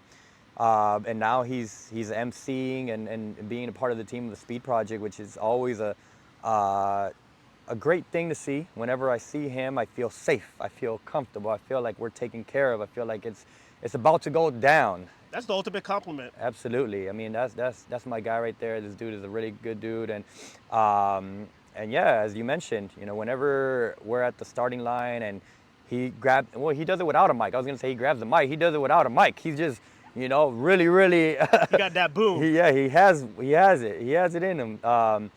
It gives you goosebumps, and whether you're the one that's going to start the race for your team, or you're the one recording your teammate about to start that race, you're all feeling the energy. It's contagious. We're high-fiving strangers. We're hugging. We're laughing. We're screaming out our team's name. We're pumping up the crowd. We're screaming out our country. Whatever you're feeling, you're letting it out. It just becomes very vocal. And when you're counting those seconds down from 10 to 0, and you're off, you're now in the thick of it. So it's begun. Here we fucking go. That's right. It's all the moments leading up to that tiny countdown. Now you're starting a race of epic proportions. Now you're about to be out in the middle of the desert for a day and a half or two, battling with your teammates to get your way to the finish line. So it's a very, very fun thing to be a part of when you're there, witnessing other people from around the world. I'm from LA. We have people from Germany. We have people from Mexico. We have people crossing over from Europe, and it's just amazing to witness everyone being in that one spot together. It's turned into really a global phenomenon, I feel like, especially the past like 1 to 2 years. Yep. How many race teams enter Depends. For the LAOV edition, you probably have like the most ambitious amount of teams. You get somewhere close to 100 sometimes. Okay. Especially now, we have a lot of teams that are trying to be a part of it, and they end up on a wait list and battling their way into it. So, like I said, there's ways to get into it, and that sometimes if you got to fight your way through a tournament of teams that are on a wait list, that's the way you got to do it. Gauntlet. You should see how it goes down. That's a whole nother story there. But how many teams for the Chile race, and are there names for the teams, or Yeah. what is the name of your team? So my team was Razzle Dazzle this year. We let Gordon choose our team. Razzle Dazzle. Yeah, it's often out of left field. We've had a team called No Mames before, No Mames Way, which goes really well with the Mexican team. Whenever they see us, they love saying our name. So we're Team Razzle Dazzle, representing out of LA, even though we had people from Detroit, and we had people from Tennessee on the team as well, Puerto Rican on the team as well, and then just a couple of us from LA. And then this year, I think we had 13 teams form part of the experience down in Atacama. Okay. So 13 teams sounds very intimate. So it sounds like it's probably around like just under 100 people. A little bit over 100 people, little because you over, have the okay. crew, you have the speed project team, and then you have the solo runners. There's solo runners? Solo runners who take on the runs a week prior. They start on the Monday, we start on Thursday. They start their run a few days before, and they take on the whole thing by themselves. Okay, I'm speechless, actually. Yeah. No help, no support? They have They support. have support, but no relay component Right. to it. No relay component to it. It's just, however the hell they get to the finish line with the help of their support team, but on their own. I feel like I'm gonna go down that solo tangent, but I'm gonna bring it back to the One day we'll be having this conversation of me having finished the solo. Maybe Yeah, not 'cause- soon, because I'm not I'm not there yet, but maybe, yeah, one day. That's like not even an ultra marathoner. That's like 5 times that, I feel like, Right, Ultra exactly. marathoners run like 100 miles, but this is a 350-mile route. Exactly. Actually, to backtrack real quick, are you given like a certain amount of days, or is there a cutoff time, or how does that all work? Not really a cutoff time. Okay. I mean, we expect teams to get, to the finish line at a certain time, and just kind of gauge how it's going throughout, depending on the elements, depending on, we had a storm where a lightning bolt almost hit someone. It landed like a few feet next to them. That's scary. Due to that, we kind of had everyone ride out into the cars and ride out away from the storm, because you can see the storm. There was a big cloud above us. It was all dark, and that's the storm was. And then on that side, it was nice and sunny and hot. So kind of got orders of get the hell out of the storm, Sure. dodge, let's dodge a bullet and get out of here. Yeah, kind of like that. We all took off like these pigeons just did to get away from the storm. Nature is adding special effects to our podcast storytelling. Wait, so a storm in the desert, that sounds like flash flooding would happen instantly in the driest It's place possible. on earth. It's possible, and that's another reason why we have to get out of there, because we don't know what can happen. So, those type of scenarios can come up, and you have a runner that needs rescuing, and then you have a car that has to drive through now muddy sand that can end up getting stuck. So then you got to find a way to pull them out or get a team to push them out. So there's all of that is involved in a race like this. So much teamwork, so much logistics, so much unforeseen circumstances, I could imagine. We'll probably revisit this story a bit more, but to go back to the beginning of the race, after your friend, is it Jericho? Jarek. Jarek. So he's hyping everybody up, and now you guys are all off. Yeah. Your team of 6. How was the first half of the journey for you and your team? I think it was exciting, because at the beginning of the race, every team is kind of sticking together, because you're not really creating a big gap. So you have all the cars on a roll, you have the honking, you have the flags waving, you have people, hyping each other up, and like everyone is kind of making their way up this same route, and you can see the line of teams all there, and you can see the media crew, you can see, you know, the director, and you can see Jarek once again driving by, like piping you up more and more. So that's one of the most exciting parts of the race, just because you can see everyone. So it's the most is the only part of the race I feel where everyone's kind of sticking together. And then as you're racing as a team, are you breaking it up evenly? Or are you kind of giving certain sections and certain distances to particular people? Like, how does that kind of strategizing work, I guess, specific to your team? Yeah, because it's different for every team. So specific to our team, at this stage of the race, we're just trying to get our legs warmed up. So we're doing like really short intervals, just kind of switching each other up, just to, you know, especially because we started at 10 p.m. at night, which is usually not the case. We usually start at 4 a.m. And this happened due to some legal logistics that came up as well. I'm not really too invested in what happened there. I'm not really too in the know. But our race was supposed to begin at Friday at 4 or 6 a.m., if I remember correctly. But it got pushed back to Thursday at 10 p.m. So I kind of threw a wrench in all of our plans and all of our, you know, Strategy you know, and just how to go about everything. packing, right? you know, getting groceries to take along the way. Sleep. Sleep, that's the biggest one, I think. Yeah, and especially because we had to take like a bit of a road trip to the starting line. We couldn't start from where we were originally going to start. So there was a lot of things that we had to kind of adapt to even prior to the race. Where's the starting line and where's the finish line, just so that So the we all starting can line understand? originally is in a town called Iquique, which is right on the coast. It actually, the coastline is just really beautiful. This nice coastal town with nice, you know, skyrise resorts. We had a jacuzzi at the top of ours, and you know, it's kind of perfect for, you know, warming up for a race like this. You know, nice breakfast and really big grocery store. So it's a really nice town. And then it ends in San Pedro Atacama, like I mentioned, which is smack dab in the middle of the Atacama Desert. Okay. So sounds like the beginning was hype, everyone's energized, but there was already a wrench in the system Yeah. in the very beginning that threw everything off. I guess I just want to ask you, because it's so hard to like kind of tackle this whole subject of such a long race with you and your crew. What would you say were the highs and lows for you personally and also for the team? There's a lot. I mean, I would say there's multiple, but I mean, some of the highs and lows include, you know, for example, you know, dealing with the elements. You got to wear a gaiter. You got to, you know, as you're running right, yeah. through the desert, there's dust in the air, and I have asthma. So when I'm out on these hikes already, it's a little tough for me. I got to take my inhaler. So you can only imagine how I felt running uphill through the desert in the cold with dust in the air.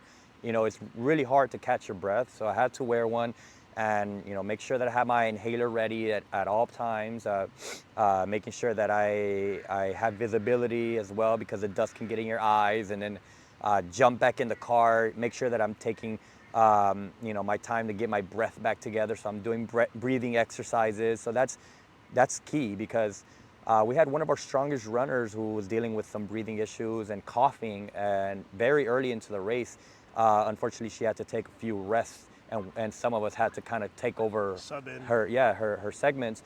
And, you know, at the moment, you know, we're more than happy to do it, because obviously we don't want, you know, someone to, you know, jump in there feeling that way. But then little by little starts to take a toll, obviously, throughout the entire race, where you're like, you know, we need all hands on deck. And so that's a bit of a low there, but, you know, happy to do it, obviously, as, you know, our team is all we have out there, so all we can you do have. is support each other, right? So you're following, just so I get a visual. So when the runner's running, is the support vehicle, is it like tailing pretty close by, or is it far behind, or No, how does that work? we have our support vehicle ahead. Is kind of our checkpoint, I guess. So every time that you begin handoff, your support car drives ahead, and you meet up with your Okay. support car. And I would say that's one of the highs of a race like this, is seeing the support car a few feet away, and you're like, fuck yeah, let me jump up in here, put on my sweater again, eat some snacks, whatever I was snacking on. I'm looking forward to my PBJ I was making before, oh shit, it's my turn to run. Put the yeah. PBJ down, and I'm back out there. So getting back to the car and hear the music playing and have the nice and warmth the seats and the people, and like, good job, you did it, you got through it. All right, in another 10 minutes, you're back out there again.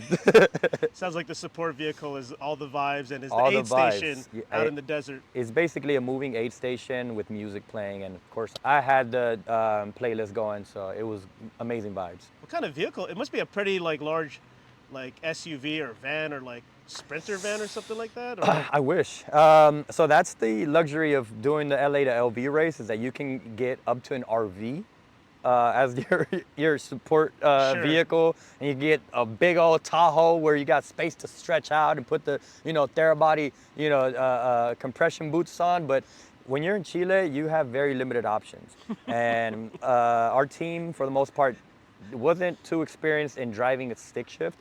So Oh Lord. that's pretty much all you have, unless you get lucky like we did, and we found one, automatic SUV that we were able to rent, and it was a very tiny one. So no, we didn't have much space in that one. So 6 people had to squeeze in. We had essentially. 2 vehicles. Oh, 2 The vehicles, second okay. vehicle was a pickup truck. It's a miner truck, which is another claim to fame of the Atacama Desert. There's a lot of mining that's going on out Okay. there.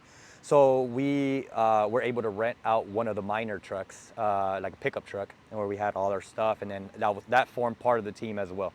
Okay, so 2 support vehicles, Yeah. one in the front and then the other one's in the back, or they're both in the front? Both kind of in the front, and we do that kind of just so you can give one half of the team a little bit more time to rest. So they usually go a little bit further ahead, while one team of 3 tackle a certain segment.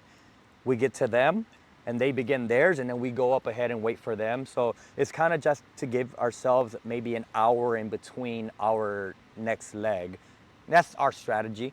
For the sake of rest, because think about it, we're tackling so many miles, and you can't really get a nice 8 hours of sleep. So what we do is we try to get at least like an hour in between, the other half of the team finishing, so that we can get a little nap or stretch or food, whatever we need to in between. And how competitive was the race? Did you see like other teams like getting in front of you? You playing leapfrog? Like, can you get into like the competitive nature of it? Because I think also you strategize like certain shortcuts because there's no rules, Right. and you can kind of go about it like however way you want, like Wild Wild West style, I guess. Exactly. So I think the majority of the race, maybe 70-80% of it, if I had to guess, you're out there on your own with your team, just basically just racing yourself. You don't But see anyone else. You don't except see your own anybody team. else, exactly. But for that other 20-30%, there are teams right ahead of you or right behind you, and then it's go time. When you see a team ahead of you, within that, that distance that you feel that you can catch up, you start kind of putting pedal to the metal a bit. It's just in us, I guess, as runners, as competitive humans, to kind of rev it up a little bit. No animosity, no hostility. It's all in pure fun of, competitiveness. And there was this one point where I think we were all just falling asleep kind of, because it was day 2. We're about maybe 30-something hours into the race, and completely dark. Who knows what time it was, maybe 2-3 in the morning, and we're right next to the team from Mexico, Dromo. Shout out Dromo. They're the homies, actually. All right. And there was this one guy we kept seeing, he's a super strong runner, and I know his name now, it's Fed, but at the time we just kept calling him the Terminator. Because this man What a name. was running up those hills, just not looking sideways, not Running up the hill. yeah, running up the hill, just straight robotically, but in nice methodical fashion. It was so amazing to see him. So we took it upon ourselves to say, let's kind of pass these guys. So it became a race, and we were leapfrogging each other, I would say, for a good maybe 5 to 10 miles, straight up a hill. We on the fly started coming up with different strategies to get ahead of them. So at the time we were running 500 meters of interval at a time. So we would trade our runner every 500 meters. And what would happen was that we would pass one of them, Then, a couple runners down, they would catch up, and then the Terminator would be on his way, Be back. building their gap again. And then once again, it kept happening. So we're like, all right, we got to figure out a way That's exciting. to take them all out, So we cut it down to 200 meters at a time. We felt like that would allow us to not get so gassed. And then once we did that, we started pulling away. And then we looked back, and at some point we didn't see them anymore. And we're like, we did it! And we started like high-fiving each other, and we're just building our gap. And it was good, and it was really fun because we knew we had a rest coming up, my half of the team. So we knew that, let's get this part done, let's get ahead of them, let's build our gap, and let's go take a nap. And sure enough, that's what we did. So it was a really exciting moment. I think one of the most fun parts of the race was leapfrogging with Dromo and eventually passing them. Peace and love, Dromo. We love you. Sounds like Team Razzle Dazzle went straight Mamba mentality during Exactly. that section. 100. Was this, at what point in the race was this moment? Yeah, this was day 2, middle of the night, kind of before sunrise, maybe 3, 4 in the morning, somewhere around there. Oh, it got intense Yeah. before the sun, Yeah, exactly. sun risen. Mhm. And how many days is this race? I forgot to ask that. It sounds like it's like maybe a 3 or 4 day race around Well, if you're doing the solo, yes. The solo for the most part are gonna be over 2 days, so you're gonna have like maybe 3, 4 days, but it can take as long as 6 days. So some of the solo runners actually came in just a bit after some of the teams, even though the team started a few days after. So this race, whether it's the crew teams or the solo, it ends when the last runner's finished, And the last runner's finished. which probably sounds like the entire experience is like around a week. Right. As a team, we're usually expecting to get there about 2 days or less. Last year we got there, I believe it was 39 hours, right under 40 hours. But this year the route was a lot harder, a lot more elevation gain. Just overall a much tougher way to San Pedro Atacama. We took a different route this time along the border of Bolivia. We were pretty much along the border with Bolivia, most of the route, and it took us 46 hours and 45 minutes to finish. 46 hours, 45 minutes. Mm-hmm. Damn, that's wild and hard to process for myself. Fifth place. Fifth place? Fifth place. Hey, Yeah. that's great. Yeah. Congratulations Yeah. on that. Thank you. Team Razzle Dazzle. Mm-hmm. And also, besides, I know we talked about that really high moment. Were there any moments during the whole entire race experience where either you personally or the team really started to doubt itself or thought, we're not going to finish this, or we're going to maybe end up in a very unfavorable position within all the teams? Like, was there any moments where you faced extreme adversity and almost maybe had to abandon the race, or anyone gets super injured? Anything you can speak to? Yeah, never to that extent of abandoning the race. I think none of us have that in us to quit. But we did have our moments of a bit of turmoil, a bit of disagreement, a bit of, just moments of extremely heated tension, I would call it. And when did this happen? How did that kind of transpire? This happened on the I would say final 100 miles of the race. So it's day 2 as well. You're already kind of sensing or smelling the finish line, and you just want to kind of get it over with. So we just tried our best to find a way to do it. Whatever we could do to benefit the team, but a few of our decisions kind of backfired on us. And rather than kind of adapting, we all kind of went left. And it became a bit of, like I said, turmoil. And it's funny because in the midst of all that, you can actually see like a dust devil in the distance. And it was like perfect because it just described of how our team was doing. It was tornado basically of emotions. And that's why I think it's more impressive that we were able to place so highly and actually finish when we did, because even through all of that, we were able to make it, at a nice time where we still got to rest on the Saturday when we arrived in time for the party and all that. But yeah, there's all of that. That's definitely a component of the speed project, is how you deal with tough moments. When you're with a group of people that you're spending so much time with, especially if some of you don't even know each other. You're not used to each other's reactions or each other's attitudes or each other's just approach to certain dilemmas.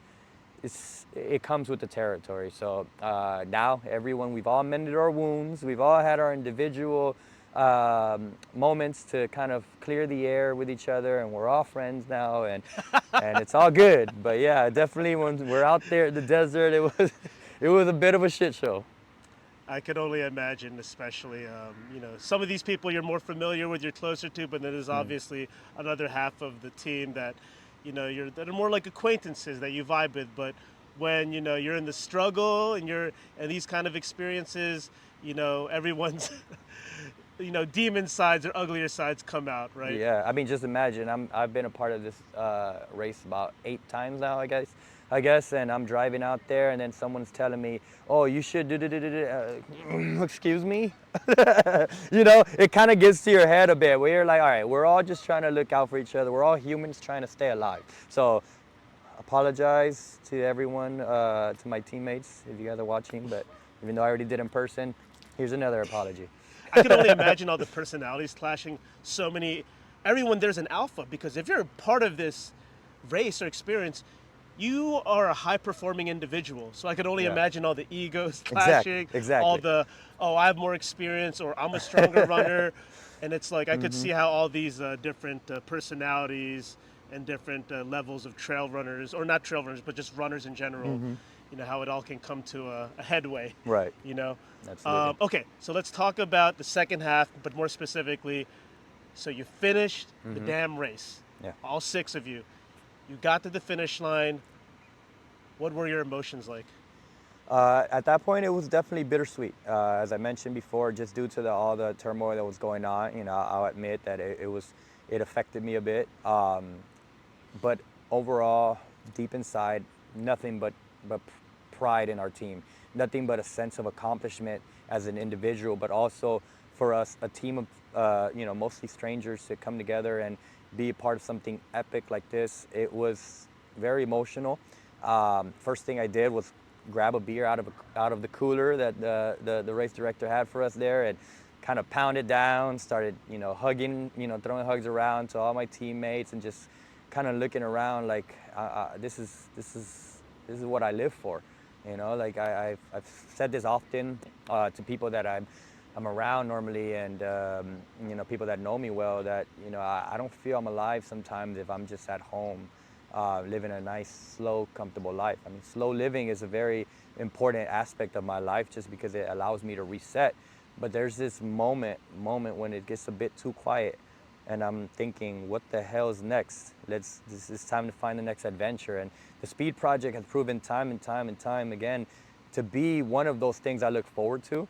So to be up on at that finish line, with the team, getting pictures taken, tiny interviews, reactions, and all that, it's extremely gratifying and emotional. And once it's all said and done, it's something that you look back at and wow, it's a core memory, and something that I'm very, very extremely proud of.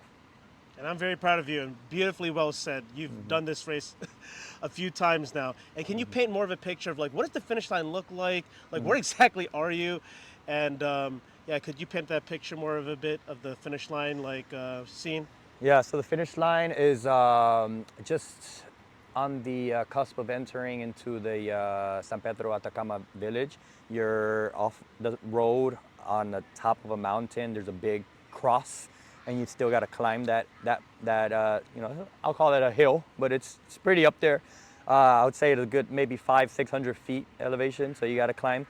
So we all park our cars there. We all meet there. The running stops, and we just kind of say, "All right, guys, we did it." You give each other your high five, your round of applause, and you either hold hands or you stick together. But you're all running up that hill together. There's a media crew taking pictures. You have your photographer. We had a videographer with us. Your drivers are part of the team as well, so they're with you. You know, it's not just six; it's a group of about 9 people all together with the videographer and the person navigating and the person driving. So all of us are running up together, and then you have the people who already made it there, kind of waiting. Some people already went home, but some people are sticking around just Oh, for the that's vibes. right. There's no actual like crowds like you experience at the end of like the No. LA Marathon. It's just the crowd is the other finishers or Right. the support people, right? Exactly. Other finishers, support people, and the race Ah. organizers. Yeah. So it's a good maybe crowd of I'll say 15 people probably, but they're hyped enough to see you when you get there that it feels like it's hundreds of people. The energy is that high once you reach that because it's such an epic effort to get to that finish line that they understand what you just went through. They just finished it themselves. So it's contagious. Damn, that's different. There's no spectators at the finish line, what Right. everyone's used to. There's no like super extra cheering or gratification. It's like everyone there is there. As I said before, I mean, you're only out there with your team. You know, your team is all you got for those couple days. So that team that you're with, you know, bonding with, trauma bonding with, you know, it's the person you're gonna hug that's next to you. So that's what kind of gives you that feeling of we made it. Damn, you did it again, man. Another one, another speed project in the books. Yeah. How many miles would you say you think you ran total yourself? Individually, I would say I got in over 50. 50, okay. Yeah, somewhere around 50 to 55 miles. Yeah, Damn, that's 2 marathons. 2 marathons in 2 days. That's wild, man. Okay, so you finished the race. You had that celebratory moment with your crew, the rest of the other teams.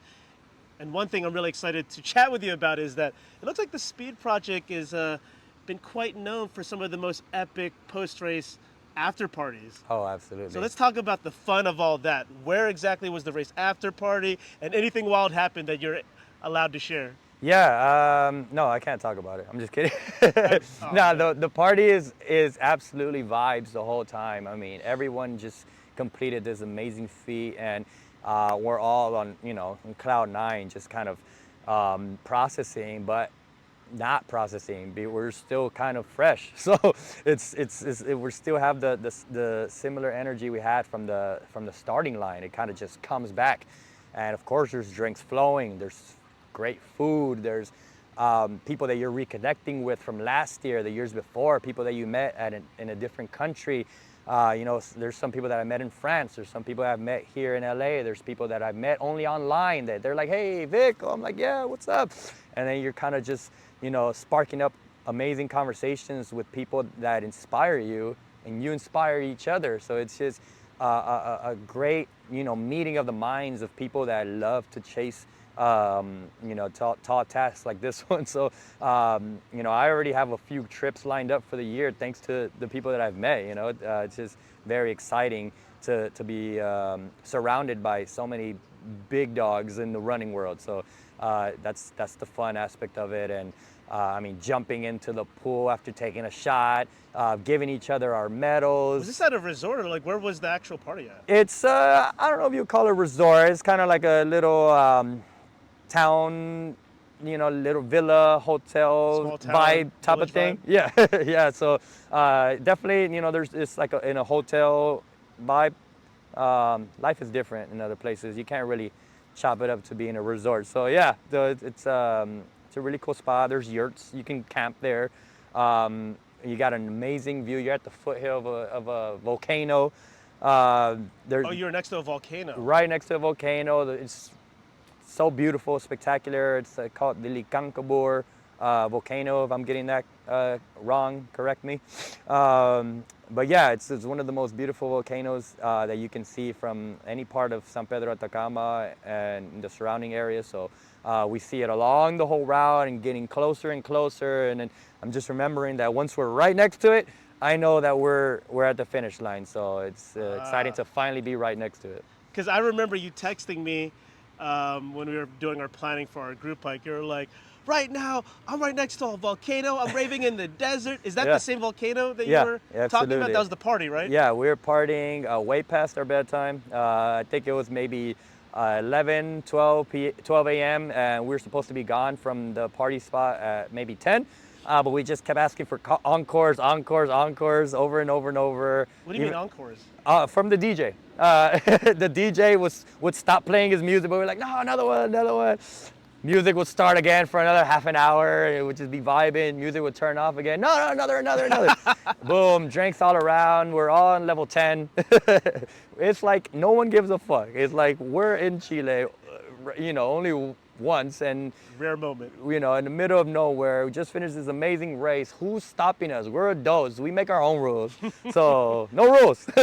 No rules until the no last rules. one standing. No rules even at the party. And and that's kind of the vibe as well. So people are getting tattooed. It's pretty fun. It's something that you'll never forget. The partying. Like I'm not much of a partier anymore as I used to be. I mean, people who know me know that I can definitely party, but once I'm out there, I'm back, and it's the old me partying again. I mean, we pick and choose our battles. That's all Right. it is, Nothing wrong with partying, but as you get older, we learn to balance life a bit more Right, exactly. so that we last longer. Mm-hmm. Okay, so you have this grand after party, and wait, was this the day after or 2 days after? The day after. Okay. So we ended on Saturday at 8:45 p.m. The party was at 1 p.m. the next day. Okay. I still partied the Saturday night, by the way. Right after the race. Right after the race. I was course. the only one from my team who made it out. I actually just wandered off on my own. I'm kind of familiar with the bar scene around the small town. It's just a tiny town. Just imagine a ghost town, like a Western ghost town is what the vibe of the town is. But then there you have these small, like little speakeasy bars here and there, and then I know which one is the best. So I got to that one, and then I saw a few friends there that I made along the way, and boom. Next thing you know, we're out at a rave until maybe 3, 4 a.m. We found weed, which was amazing. We found the Wild weed, drinks. right? Yeah, wild weed, and it was pretty fun. All right, so the DJs are constantly playing the music. There's drinks flowing. You're eating. Any particular moment from the party that was your favorite that you really cherished about it? Can you pinpoint anything, or is it just overall just? I mean, the best? overall, it's just the best of times. But I think hanging out with some of my local friends in San Pedro Atacama, like friends that actually do mountaineering out there, and they're guides. Were they a part of the race, or they were just your local They've friends? been a part of. They were a part of the race last year. This year they weren't, but they just came along. And one particular buddy of mine, his name's Rodrigo. I spent a good hour and a half just vibing with him, just drinking from his gin. His gin was a local gin made with herbs only found in that part of the world. And he just kept pouring them out. Eventually, he got comfortable with his Spanish to the point where he was speaking like more Chilean, I would say, just because Chileans do have a certain, I would say, Dialect. accent, And I couldn't understand him anymore. Either I was too drunk, he was too drunk, we were both too drunk. His Chilean was just going too hardcore, and I just was laughing. Really, I couldn't control my laughter at the moment. And that moment, I just would, when I wouldn't understand it, I would just reach over and give him a hug. Like, Rodrigo, I'm having the best time. And I would hear certain words like, oh yeah, the volcano, this, and then tomorrow we're gonna go at 5 in the morning. Yeah, I had no clue, Rodrigo. Sorry, What do you say? I have no clue what you said sometimes, but that was one of my favorite parts. Just kind of reconnected with him, just because I became really good friends with him over the past couple years, and moving on over to the after party. Because There's another party. There's after another that. party after Okay, that. what happened then? Karaoke is what happened after that. So everybody had their voices finely tuned. I honestly, I lost my voice, but for some reason I decided to go on stage and bring my buddy Jarek up there with me, and we performed a duet for everyone, and then a couple other friends. What song did you do the duet We to? did Ella y Yo, the ultimate song of betrayal, but it's a Spanish song, so he had no idea what it was about. You're just going along with for the those that know, it's not the best words. Not the best lyrics, but it's a great vibe. It's a really nice bachata reggaeton song, so everybody's dancing to it, But only those who understand know what that song is about. It's not that great, but it's fun. It's so fun. It's all about how it sounds and the vibe of it. Yeah. I remember seeing on your Instagram story you doing karaoke with somebody. Yeah. That was all vibe because, you would think people would want to go home the day after a race midnight, 1 a.m., no, everyone's down. And that's what I like about the international crowd. Doesn't happen so much out here, but the international crowd, they don't care what time it is. We're gonna keep the party going. Especially Latinos, we like to party Oh until yeah. the sun comes up. So it was about 4 something in the morning when I finally decided to go home, and the party was still going down. So that I got out party. Hey, that says a lot. Yeah, yeah. Oh man, yeah. I know I wanted to ask you more about like the after parties specifically because I remember like there was one somewhere in Europe that you attended to. You're partying in like a mansion. Yeah. It looked like a rapper's like house mansion or Right. something like that. And when you were telling me you're raving in the desert next to a volcano, I'm like, that's very Volcano Vic. Yeah. Volcano Vic like. Oh man, that's so exciting just to hear all this. And speaking to that international crowd, I wanted to ask you like the Speed Project.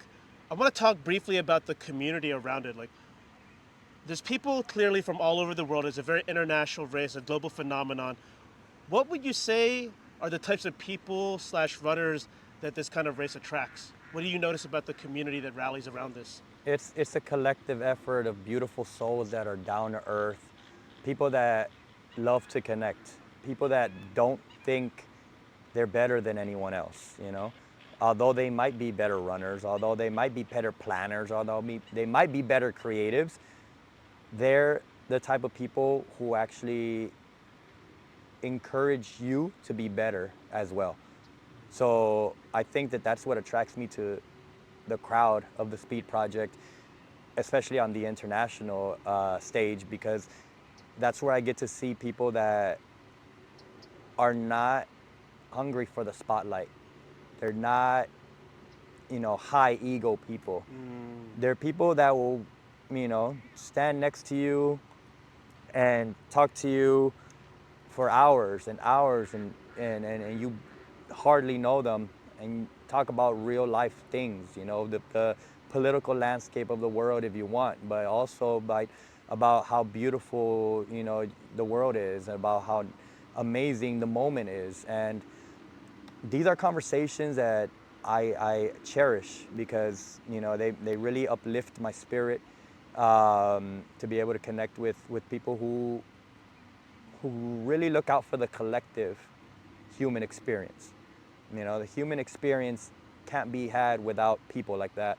It can't be beautiful without others that are trying to lift it up with you. So it's kind of like we're all there raising our level of consciousness in a way, because we're out doing some positive, amazing things that hopefully trickle down to the rest. And I think that's the beauty of the community behind the Speed Project.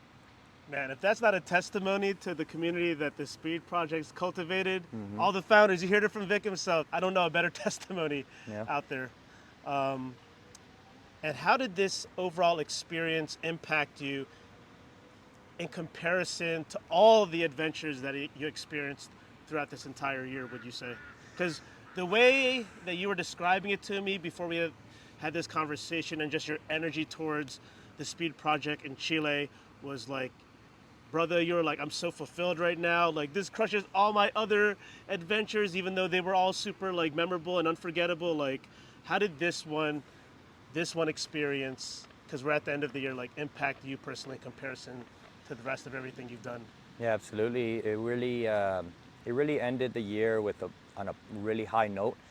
I had already had an amazing year. Been around the world, almost to every continent, and had amazing experiences, surrounded by friends, loved ones on my own, meeting new people, making connections.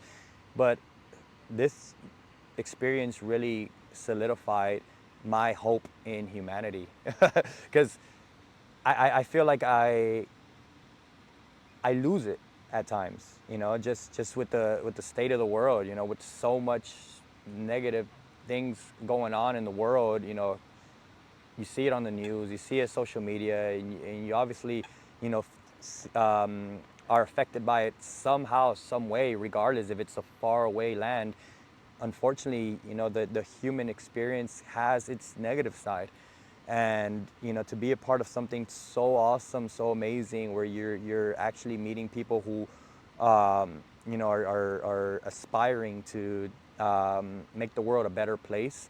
It really leaves an impact in my soul to want to do more. So amidst all the chaos that's going on in the world, the wars, the killings, the power trips, the crazy people, it's just very refreshing to finish it off on that high note. What a powerful response to your entire experience. I have nothing more to ask you, man, but we'll end it like this, like to the Speed Project organizers and to your crew and to the other teams that participated in this sounds like once in a lifetime race. Like, what do you have to tell these people? You want to shout anyone out? Yeah, I shout out everyone. I mean, Shout out everyone. if you know, the Speed Project will always have that enigmatic tone to it, and I love that for it. I love being a part of it. I'm so thankful and honored to be a part of it. So shout out to the organizers with all the behind the scenes work. Shout out to my teammates. Shout out to, once again, Gordon for putting it together. Shout out to the other teams who keep us going, who keep us inspired to run out there even when we don't want to. Shout out to the people of Chile. Chile, te amo Chile, po. Can't wait for the next ride. I can't wait to have you back on for another international adventure or local adventure, man. It's always a pleasure to have you on and for you to be able to share with the audience, these inspiring outdoor adventures and stories. Yeah, for sure. Thank you for having me. Once again, Justin, shout out to the boy. Justin, Just Trek. We got a hike coming up.